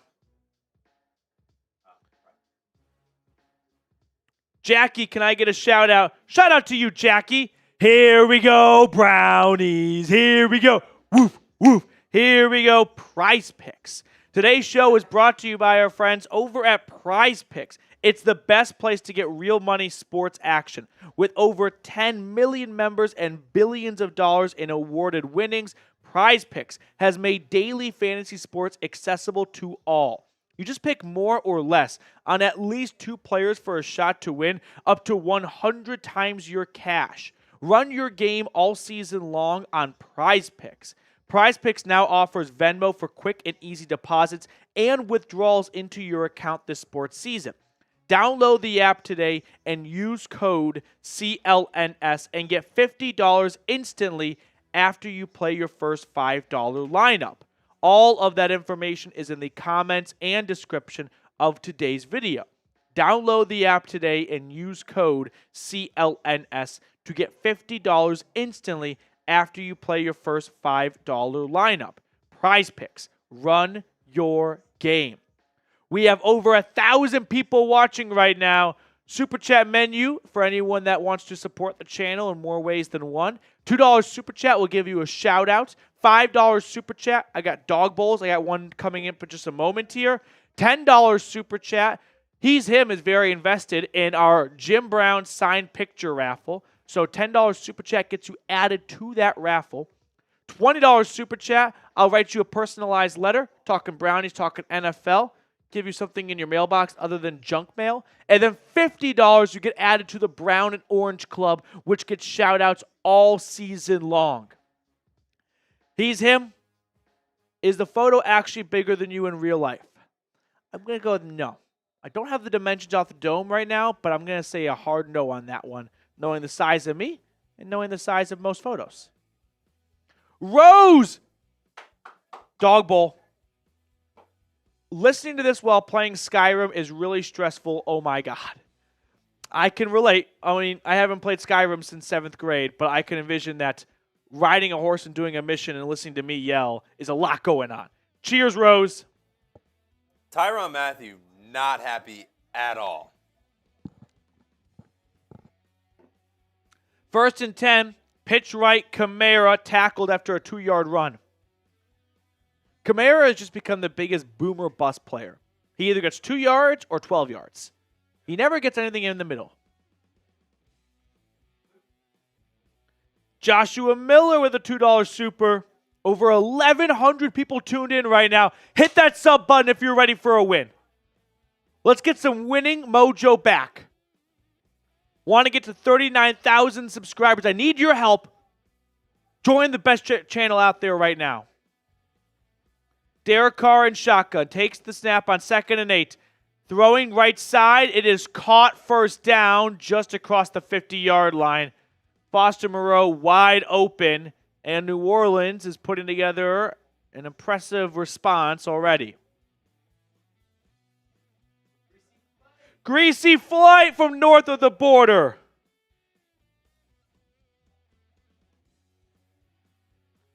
First and 10 for the Saints at the Browns 49. Someone call the popo because Winston's arm is illegal.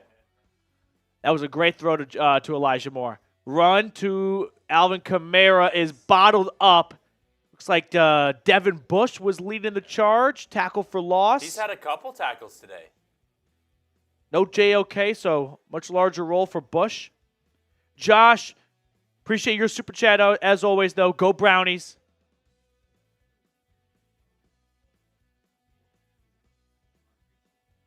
Greasy flight. Denzel Ward, by the way, I was just wondering, is back on the field. Remember, he left kind of right before halftime, so nice to see him return to the game. Forever Brownstown. Greasy flight. I love it. Thank you. Go Browns. Best of luck in the duck race.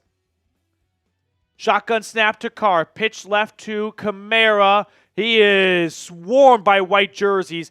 Escorted out of bounds by Martin Emerson in the third wave. 3rd and 14. Get the defense off the field.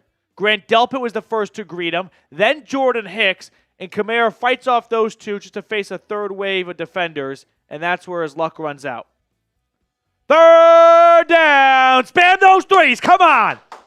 Let's get off the field. Get on your feet. At home. Off the couch right now. Carr in shotgun. Takes the snap. Finds Kamara for no gain. 4th down. New Orleans after picking up a big chunk earlier in this drive, forced to punt. Jameis Winston will come back on the field in a tied game late in the third, an opportunity to put his team ahead.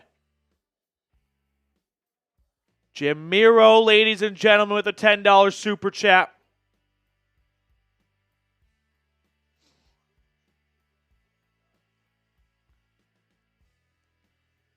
Oh no. The Saints punter was hit as the Browns call fair catch at the 10. He was kind of pushed into the punter by the defender. I don't think there's a flag. Okay, good. Hudson, who was recently added to the active roster, trying to avoid a penalty, and he does there. Jim, we are in a pretty good spot. Win, we celebrate. Lose, we get closer to the number one pick. No stress football. We can be right back in it next year with a few significant moves. Look at the Lions. Jim, I love everything about this. You did kind of just downplay the word significant in this sentence. A few significant moves. Okay, I guess. We have different definitions of the word significant, but yeah. I mean, the Lions were an 8-9 team the year before in 2022. 2023, they go to the NFC Championship game. So the Browns aren't really on a path to be an 8-9 team, but I do get what you're saying. As for getting the number one overall pick, if they get the number one overall pick, I'd think long and hard about trading it away if you could find a good buyer. I just don't think that you're getting a player one overall that is worth the first overall pick. Like Myles Garrett was a consensus no-doubter number one. Whoever goes first overall this year, I don't think is going to have that consensus vibe to it.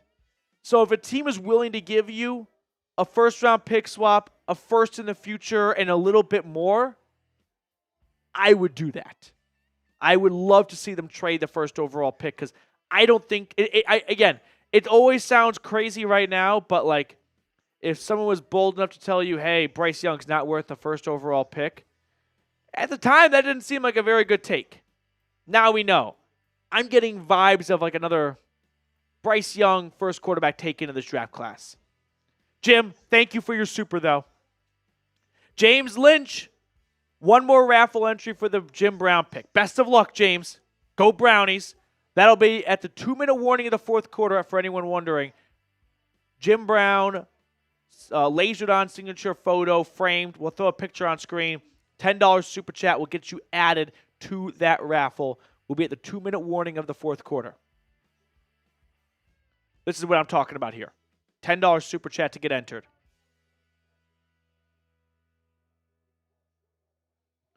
So here comes the Browns offense.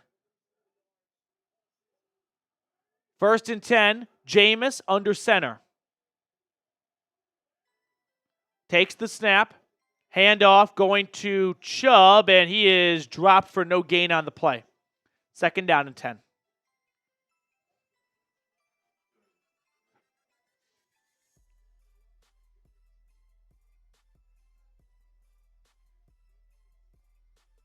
We have 1,200 people tuning in at the moment. Make sure to like the video if you haven't already. We're close to 500 likes.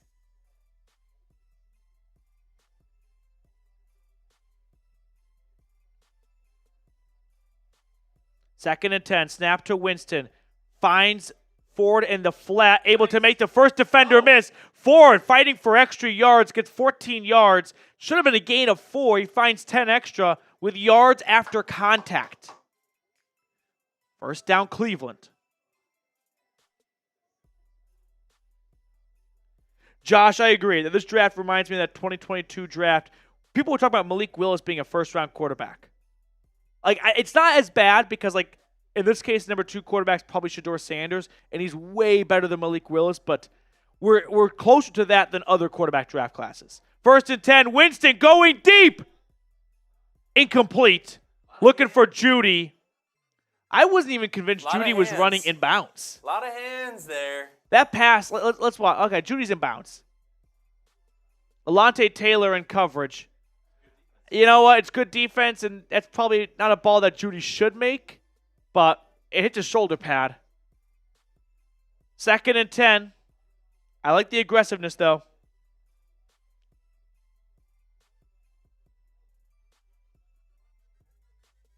Winston in the gun from his own 23. Tied game.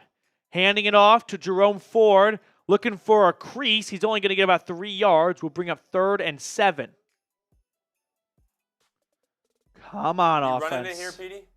No, I'm going to pass. On 3rd and 7, I'm looking at one man and one man only. He wears the number 8-5 across his chest. Correct. Find David Njoku. The Chief.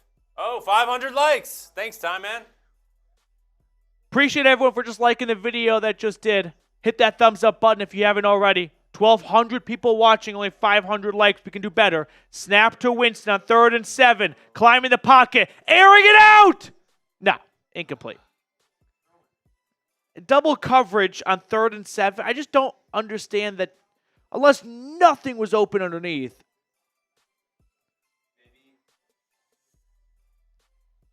I guess that... Maybe he saw something before? I don't know what Winston's... Yeah. I don't know. So Cleveland's offense fails to muster up any points after the defense makes a nice stop at midfield. And Bojorquez will boot it away with 3.5 to go in the 3rd quarter. Punt return begins at the 21-yard line. Couple of moves going east and west, and he is tripped up. Nice job. Who was that? DeAnthony Bell? Was that 37? Indeed it was. DeAnthony Bell making a nice play on special teams. And the Saints will have 1st and 10 inside their own 25. Yeah, let's do a raffle entry, a free entry for someone for reaching 500 likes. And this person will also get added to the list of people who are getting shouted out on our Browns Instagram. So hit that like button if you want to get into a future raffle entry. But for now, Spam C. Spam C for CLE for Cleveland. Spam C.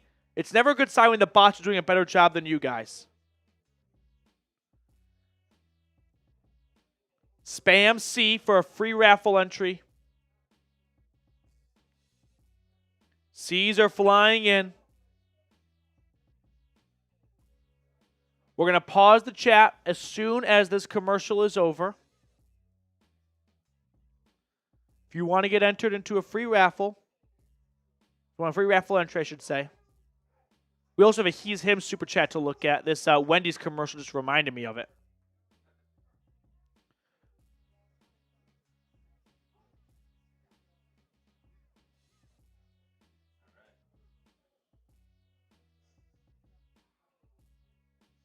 Spam C. Yeah. We're going to pick someone as soon as this commercial break is over. What meal should I get at T-Bell, KFC, or Wendy's? I'm not a big Taco Bell guy. I haven't had KFC in a long time. Wendy's, I love the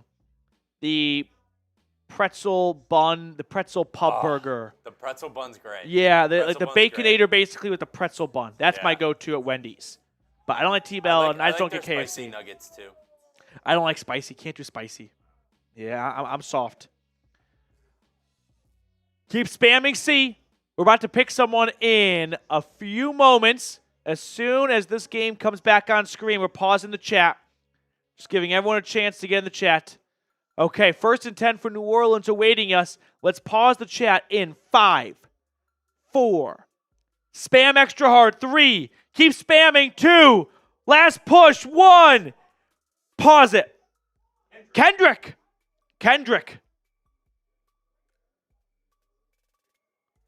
1st and 10 for the Saints. One of their offensive linemen is injured on the sideline, or just Cesar Ruiz. Doesn't look like he's about to come back in the game anytime soon.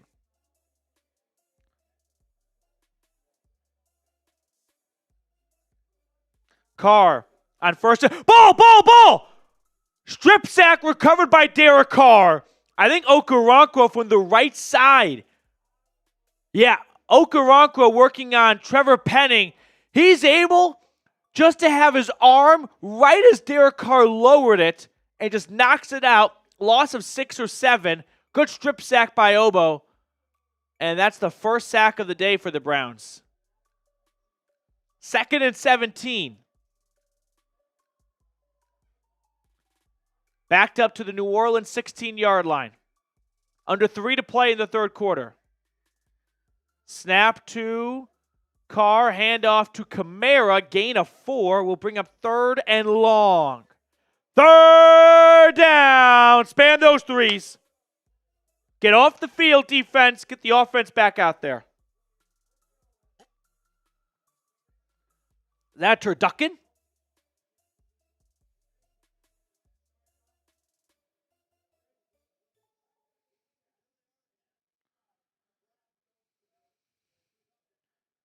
Turducken.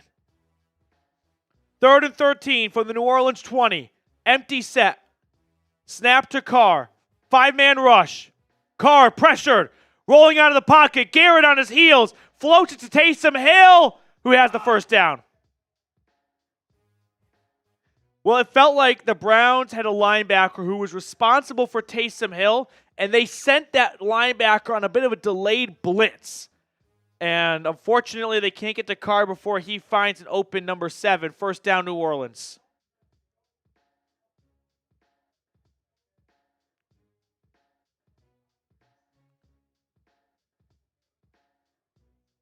We got a whole turducken breakdown right now in the Fox booth between Kenny Albert and Jonathan Vilma. Now let's put Jonathan Vilma, by the way, on a Saints game. It's a run to the right for whoever that is. Is that Kendre Miller? Whoever it was for New Orleans, he only gets 2 yards.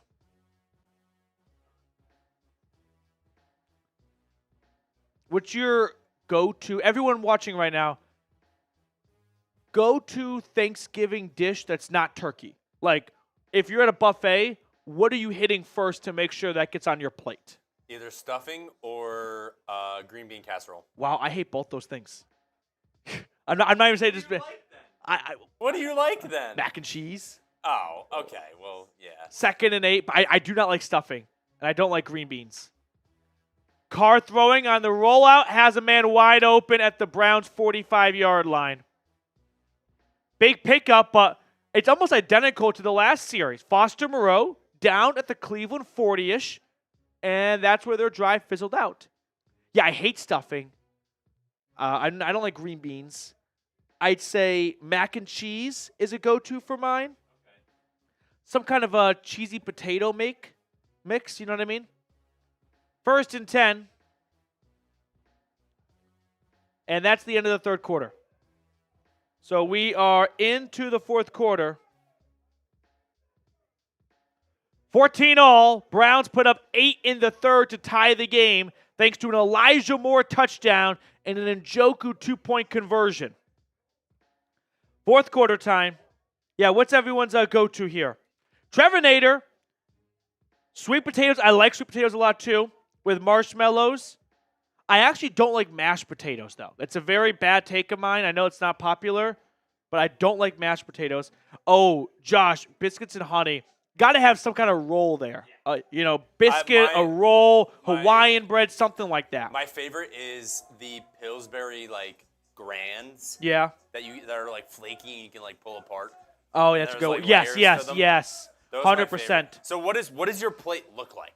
So my plate would be, I like turkey. I know some people like to give this opinion of turkey's not good. We only have it once a year. I enjoy turkey. I like white meat. I like dark meat. I like a leg. I like it all. So turkey, love a good Caesar salad. I'm not interested in any other salad if it's not Caesar salad, honestly. So that's on there. Mac and cheese, some type of potato au gratin or potato gratin, whatever it is in French. Some kind of cheesy potato mix, you know what I mean? Rolls.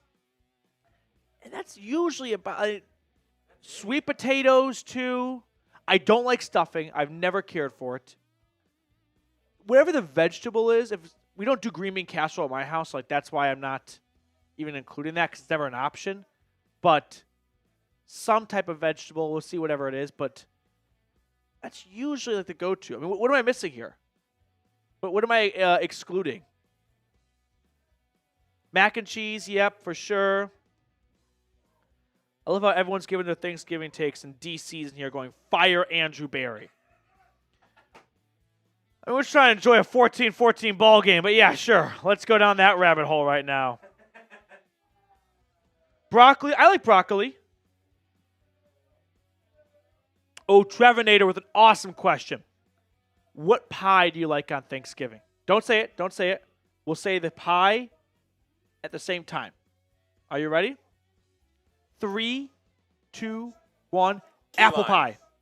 Okay. I don't dislike key lime. It's a little too strong. Okay. Like overpowering. You know what I mean? Yeah. But I love apple pie. Apple pie. I just started liking apple pie. I've always I used wanted to not. I didn't really like it, and I never really had it. I've always wanted to try pecan pie. I'm too afraid. It looks weird. I really want to give it a go, though. But I never worked with the courage to try it. Maybe this year. 1st and 10, Carr, play action from the Cleveland 42. Airing it out, end zone! Broke it up, Denzel Ward, excellent coverage. Let's go. Attaboy, 21. Kendrick, got to get the mac and cheese. I like mac and cheese. Who doesn't love mac and cheese? But yes, Thanksgiving especially. Great time for, especially the combination of turkey and mac and cheese in one bite. Can't beat it. Please don't eat me. 2nd and 10. Yo, broccoli, that got me. That was funny. Don't eat me, please. Snap to Carr. He's going to check it down to Kamara. On 2nd down, Kamara, the last 10 times Kamara has touched the football, has he gotten more than 1 yard?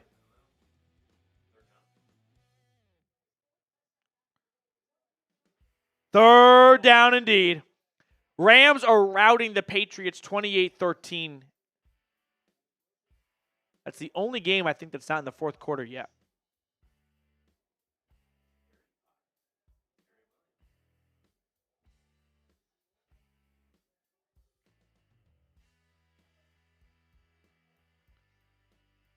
Carr dumping it off short of the sticks, and yards after contact for Foster Moreau is going to be right near the marker. I think he's just about a half a football short. I think it'll be 4th and inches. Let's see where he is and where he needs to get to. He needs to get pretty much right. I thought he kind of had it initially, but they called short. Why did, by the way, the broadcast, has anyone else noticed, they never use the words 4th and inches anymore. It's just 4th and 1. Bring back inches. Look, you rarely see inches on a broadcast anymore. Direct snap for Taysom Hill, Wildcat, 1st down and more. Touchdown, Taysom Hill. On 4th and inches, a Wildcat snap to Taysom Hill, and he takes it to the house.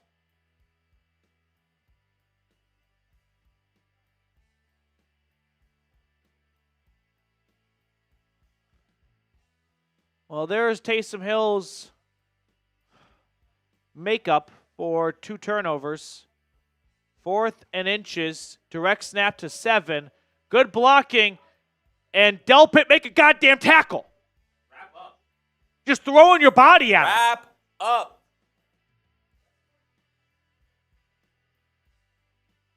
Taysom Hill is the last person that you shouldn't be wrapping up with. Extra point is good. It's 21-14 Saints.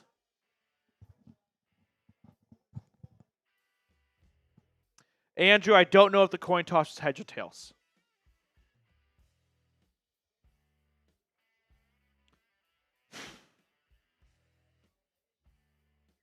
Damn.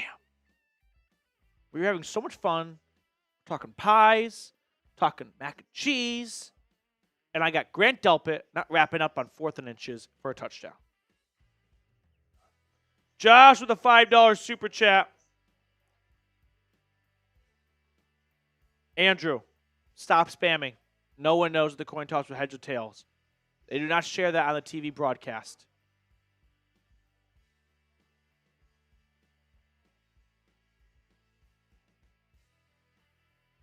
Oh.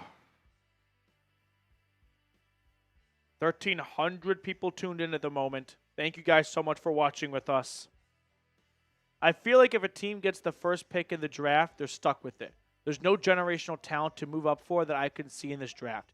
Miller, I do agree that you're probably going to have a little bit of a tough time finding a buyer for that first overall pick unless a team falls in love with Cam Ward or Shedeur Sanders and 3 wants to jump 2. I don't think we're going to see someone from 9 come all the way up to 1. But you might see some movement in the top 5 if the Titans are picking 3 and the Giants are picking 2 and they want to pick their quarterback and not take sloppy seconds from New York. And they give Cleveland a first-round pick swap, a future first, and a third. That would be worth it in my opinion for sure, and that might be enough. But yes, this is not a draft where we see a generational quarterback that people are going to be calling up to move for. Doesn't mean it won't happen, but it probably means the Browns have to be the ones initiating phone calls, not the other way around.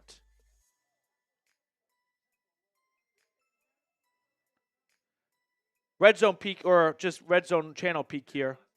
Are we all caught up on Supers? Oh, yeah, we get those scores on board. Bears are leading the Packers 19-14 halfway through the fourth quarter with the football, making their way towards the midfield mark. So the Lions are doing what we all thought they'd do, and that is destroying the Jags in Detroit. The Vikings have a 13-point lead. Steelers-Ravens 2-point game. What else we have going on here? Other scores from the noon slate. Got some good games here. Colts have fallen behind the Jets. They had an early lead as the kickoff has been muffed initially by the Browns, and that's going to result in a minimal return only to the 15-yard line. Dolphins on top of the Raiders. We are not updated yet, but it's 21-14 bad guys. And the Rams, 4 touchdown passes from Matthew Stafford, leading them to a 15-point lead. Who's excited for another Ohio State noon kickoff next week? Show of hands. I don't see any hands up, and that's not just because it's me, Reed, a camera, and a TV in this room. No one's excited for another noon game. 6 in a row to close the year. It's a shame what Fox has done. 1st and 10. Play action for Jameis. Rolling to his right. Checking it down. It's caught by Pierre Strong Jr. And, it's Jamari Thrash. I thought it was 20. It's 80. Hey. Rookie sighting. Jamari Thrash picks up 10 yards and a first down. I believe that's his first, it's definitely his first grab of the year, right? I almost want to say it's his first snap of the year. I haven't seen him on the field once this season. Was that Jamari Thrash's first snag and snap at the same time? Jamari Thrash, welcome to the party. 1st and 10.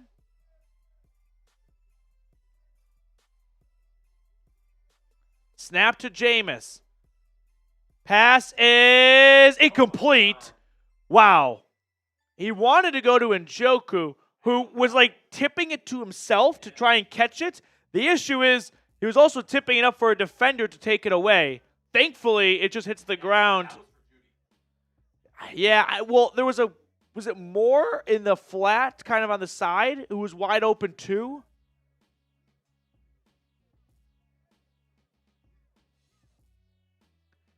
Thankfully, an incomplete pass. 2nd and 10.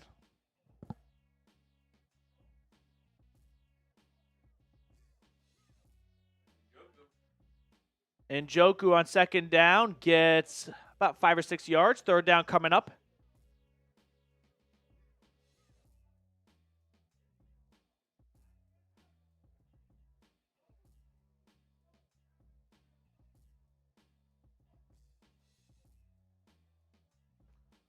Third and 4.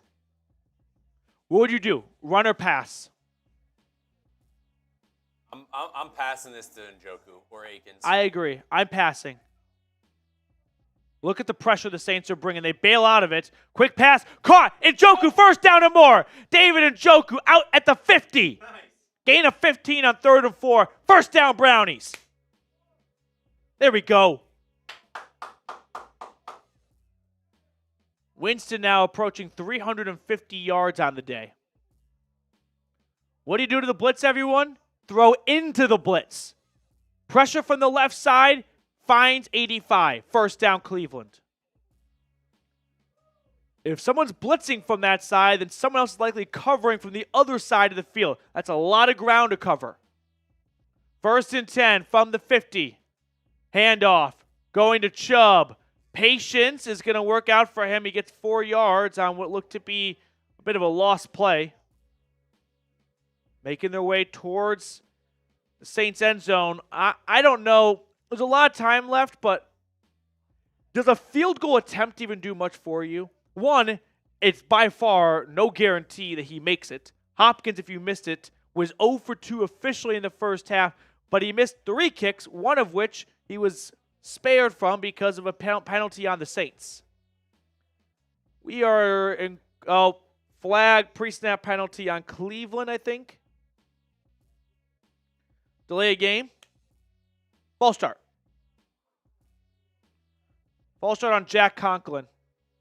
So 2nd and 12 now instead of 2nd and 7.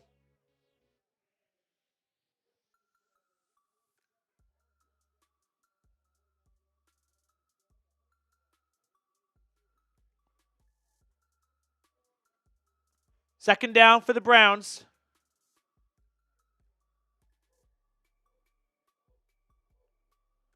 Jameis under center, back at their own 50.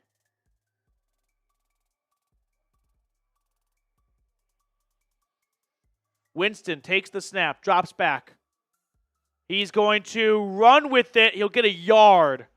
Pump fake, tried to run up the gut. That was a very incredible display of athleticism by Brian Brzee. He was like on his back, and he did that thing where you just like jump up just from laying down. Like a Jackie Chan kind of move. It's called a kick up. It's got a name? Yep. I think he does this. Look, he makes a tackle. Oh, never mind. Well, for a big fella, he still moved a lot. 3rd and 10. 3rd down. Snap to Winston. He's sacked. He's sacked. I don't see a flag. I agree. There should be a face mask. It's not going to get called. Jameis is sacked on 3rd and 10 for a loss of 10 by Curtis Granderson. This should be a face mask, should it not? Immediately, Winston looks for the flag. This. You can't hit him in the head. All right, it's not a face mask, but you can't technically hit the quarterback in the head with your hand. I know that's Charmin soft, but that is the rule. So maybe a little bit of a break there from New Orleans, but I'll never be mad about the officials not calling soft penalties. Bojorquez punts it away. With a 7-point lead for New Orleans, the punt return gets across to 25-30, 35-40, 45-50. Inside the 40, Bojorquez unable to push him out of bounds. Touchdown, New Orleans. Dante Pettis, 80-yard punt return. Bojorquez, you can't push him out of bounds? What kind of dog shit effort is that? Does he not get out of bounds?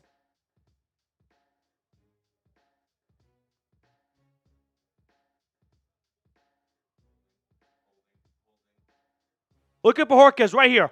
I don't need you to make a tackle. Just push him out of bounds. Out of bounds. Oh, I think he might be out. That's very close. Yeah, he's out right there. He's out. Okay, touchdown is waved off. He was ruled out of bounds at about the Browns' 45-yard line. Corey, you were off my shit list by 2 inches. 1st and 10 New Orleans, but they still have excellent field position. This honestly might work out better for them. Not to be cynical, but like they could run clock and still score a touchdown now. That's really what they want to do, is take off 3 or 4 minutes and get the same result. It's 15-10 Steelers over the Ravens early in the 4th quarter, FYI. We're We get to 600 likes. We have 1,300 people watching. I want to see our subscriber count go up, though. Hit that sub button if you're looking for a free Browns channel that goes live every single game day. Daily videos. This is the spot to be. Join the clan here. Come on. 1st and 10. Play action. Carr rolling to his right. Throwing deep. Incomplete. Delpit had a good look at it, picking it off. Rodney, we need an INT. Rodney, that was the one. It's a good breakup, but actually, I mean, that could be offensive pass interference. He molests Delpit on this play.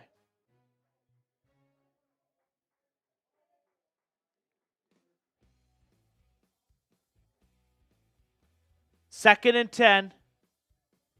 Subscribe for a stop on defense. At the Cleveland 35. Carr. Oh, damn it. Tomlinson jumped off sides. Free 5 yards. It'll be 2nd and 5, New Orleans.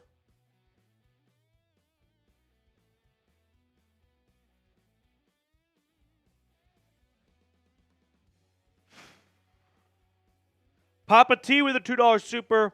We'll catch up on our super chats after the 2nd down play.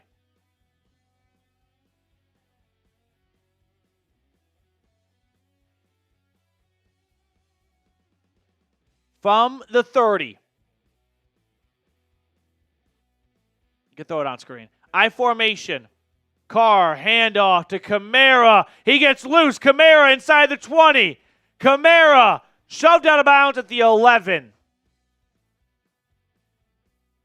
First down run for Kamara, and they are in comfortable field goal range now to make it a 2-score game.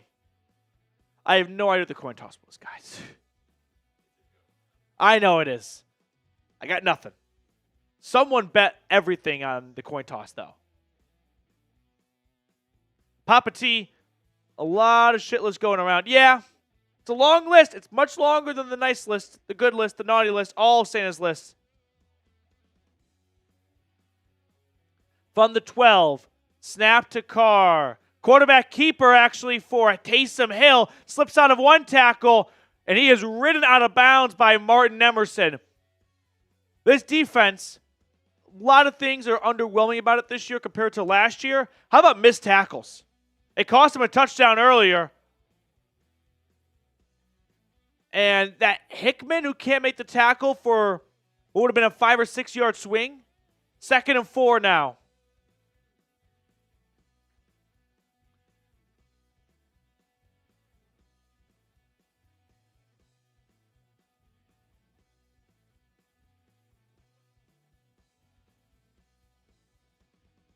Inside the 10. Another run for Kamara. He is tackled at the 1. Deep inside the Prize Picks red zone. And now I'm starting to wish that Bojorquez did not push him out of bounds. Because they're going to get a touchdown. And remember, that was with 9 minutes. They're about to get 7 points still, but also run 2 minutes and 30 seconds of clock. Bojorquez, I rescind my frustration. What were you thinking pushing him out of bounds? Should have let him score.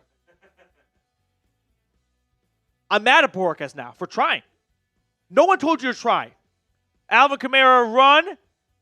You think he's stopped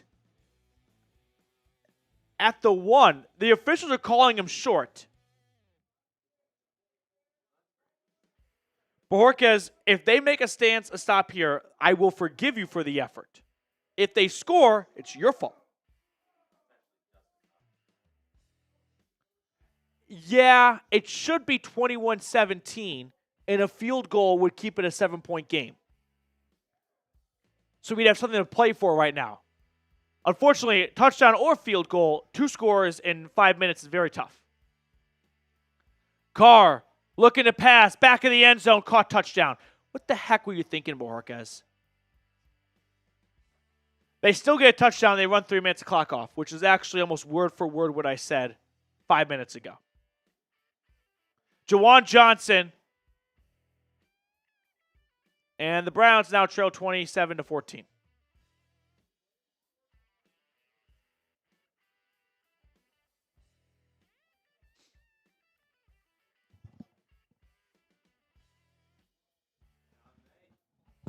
John May with a $10 super chat. That's a reminder.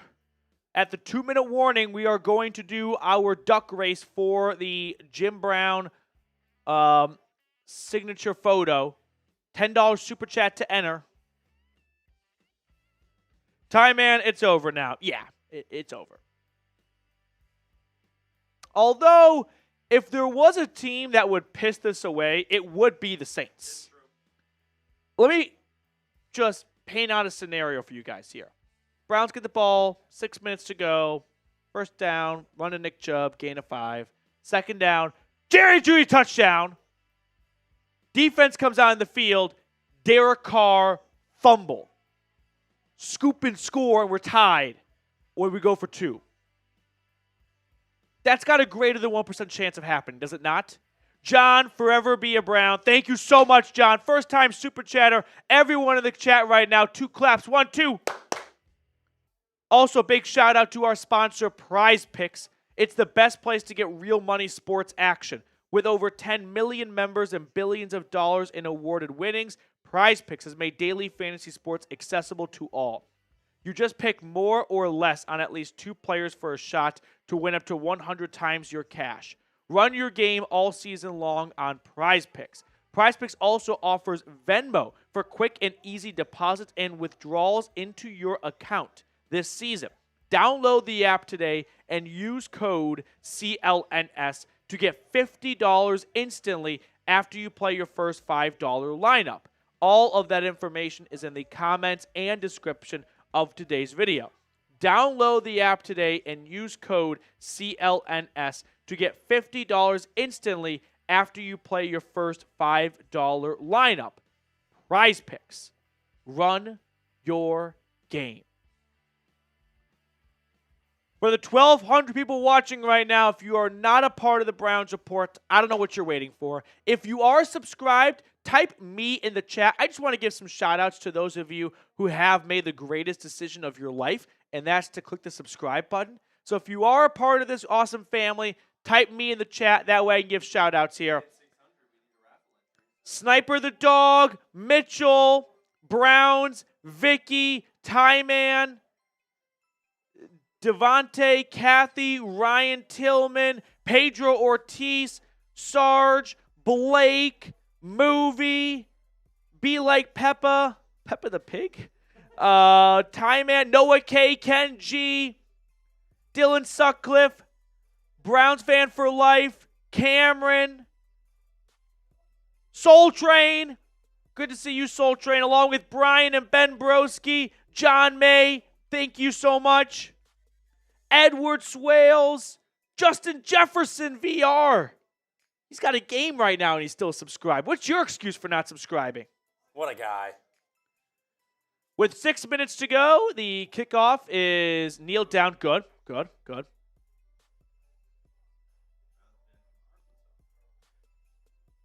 Adamus.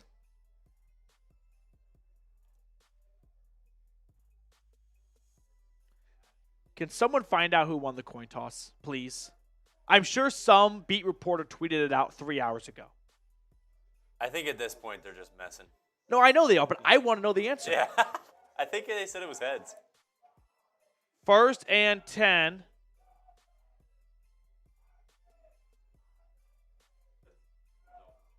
Cleveland needs a little bit of a miracle, down 14 points with 6 minutes to go. They have all 3 timeouts. Snap to Winston.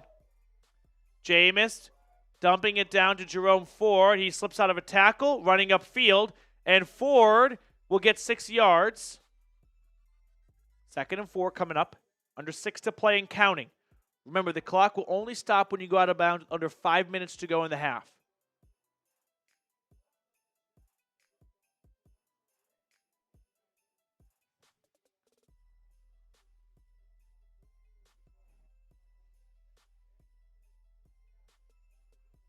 Snap to Winston.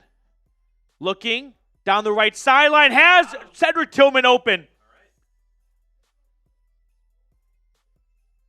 gain of probably 20.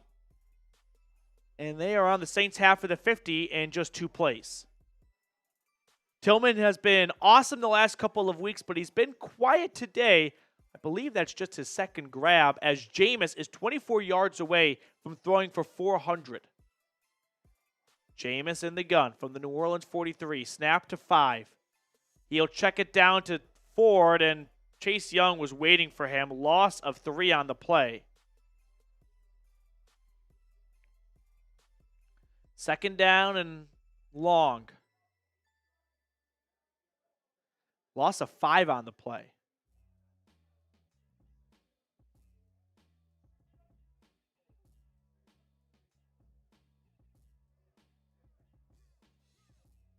Snap to Winston. He'll throw it short to the right, and Njoku is unable to make the first man miss. He only gets about 4 or 5 on it. And we have third and long in what is fourth down territory, no matter the distance at this point. You're down 14 points with 4 minutes and counting.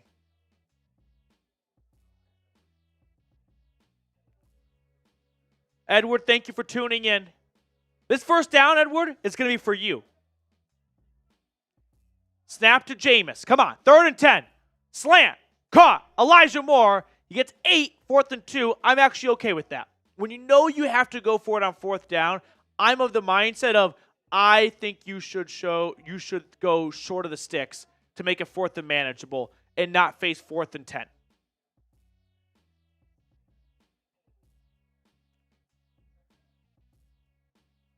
Fourth and 2. This is kind of the game right here. Snap to Jameis. Right side. Caught first down, Elijah Moore. Able to get out of bounds 2? Yes. So it'll stop the clock with 3:25. Ideally, the Browns can score without using any of their timeouts so that if they don't get the onside kick, they can use those timeouts to make a stop and get the ball back.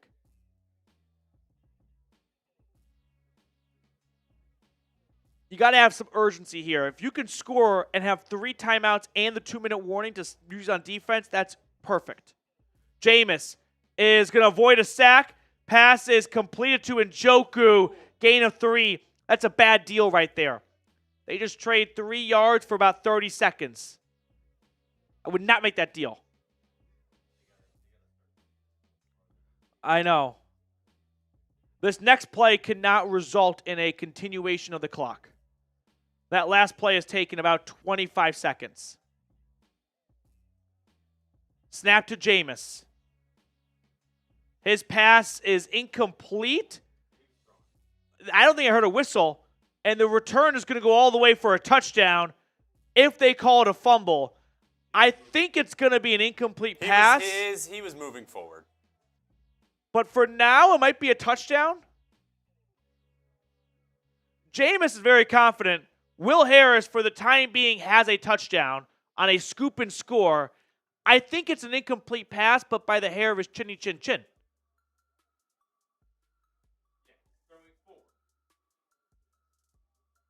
He is. Yeah. I don't know, Jim. Oh, Petey, that's a throw. He threw it up in the air. I think he got hit as he was kind of going to throw. But his arm is moving forward, and the ball moves forward. I know, but they didn't call it an incomplete pass. And I know they did that just to let the play have a chance. Okay, incomplete.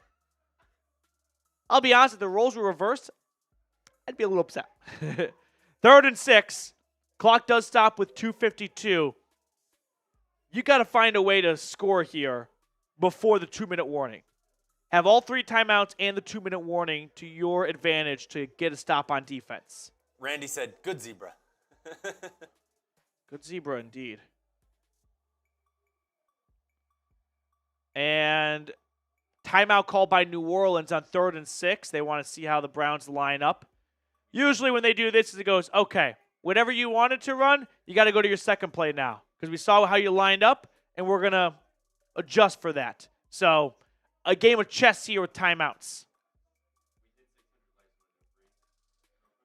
No, let's just roll with what we got.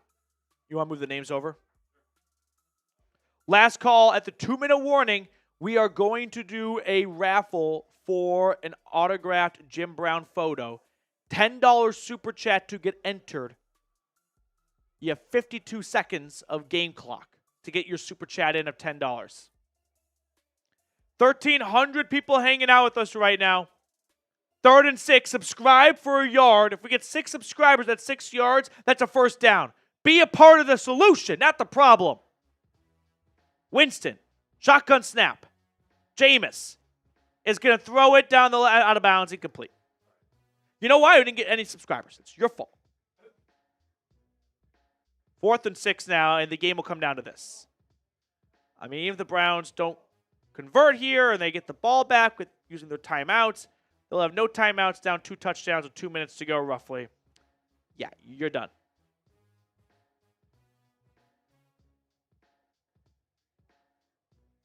We got 1 subscriber. I need 5 more for a first down. If we get to 56, they're going to convert. Jameis in the gun.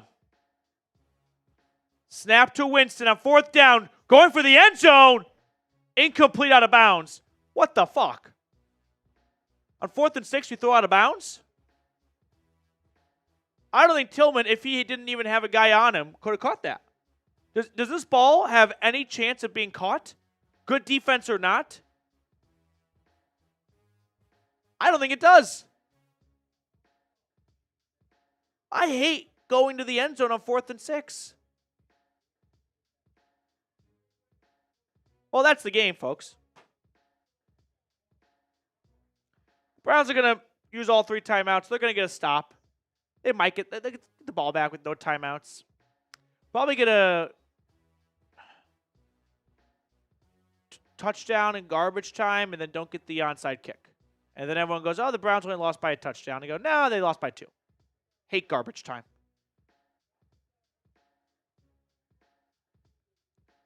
Direct snap to Taysom Hill, and he only gets 2 yards, and the Browns will use their first timeout.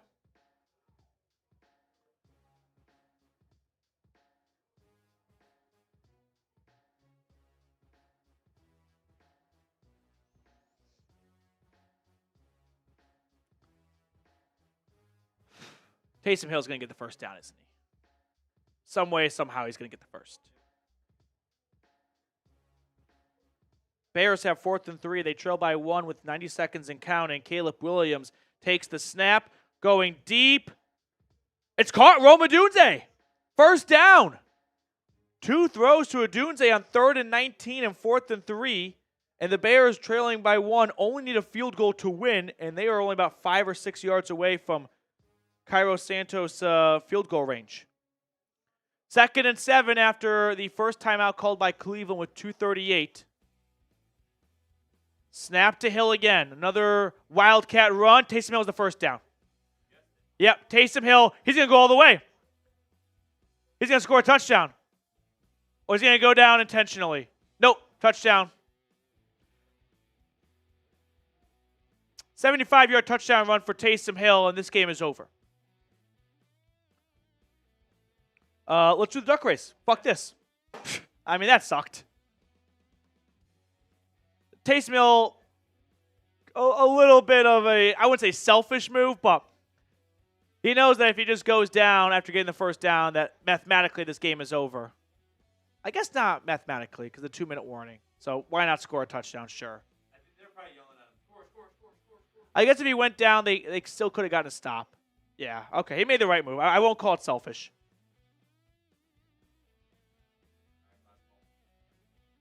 Last call for any $10 super chat. We got John's from just a few moments ago. Yes, sir. All right, John, we got your second one. Don't worry. 35-14 with 2:26 to go. That is game, set, match. The Browns just got, I wouldn't say embarrassed. They lost. Like, don't know how else to describe it. It's not even they lost because of one thing. They lost because as a team, their defense couldn't make a stop there. Their offense couldn't get a score beforehand. Special teams can't convert on field goals. Like, all 3 phases failed them today. It's not just one. The offense scored 14 points. That's not enough. The defense gave up 35 points. That's way too much. Special teams left 6 points on the board. That's way too much. Yeah. Gemini, thank you for your super chat. These are all the names for our raffle.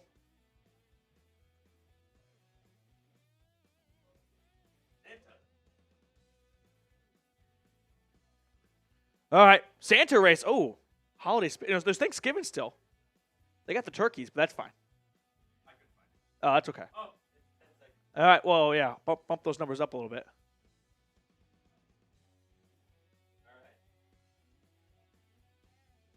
I'm ready. All right, here we go. For the Jim Brown signed picture, and they're off. Look at the Santas. Well, him has an early lead, but everyone else is kind of catching up a little bit. Him has all the Santas at the bottom. It's an even race. I can't quite tell who has that lead at the very top. Is that James Lynch potentially?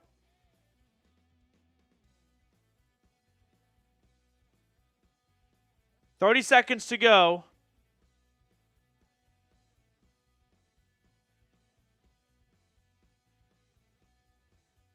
One furlong left. Who's it going to be? We have some separation. 13 seconds. 8 seconds. 5. Josh holding on. No. 3, 2. He's him pulling ahead. He's him. The most motivated person today to win. Ekes it out. He's him. Reed's going to put my email at the bottom of the screen. Please just send me a good mailing address and we'll send you your winnings. Right now, Cairo Santos is on for a 46-yarder game winner with 3 seconds left. Let's see if he can deliver a clutch kick to beat the Packers. It's blocked. It's blocked. The Packers blocked a 46-yarder.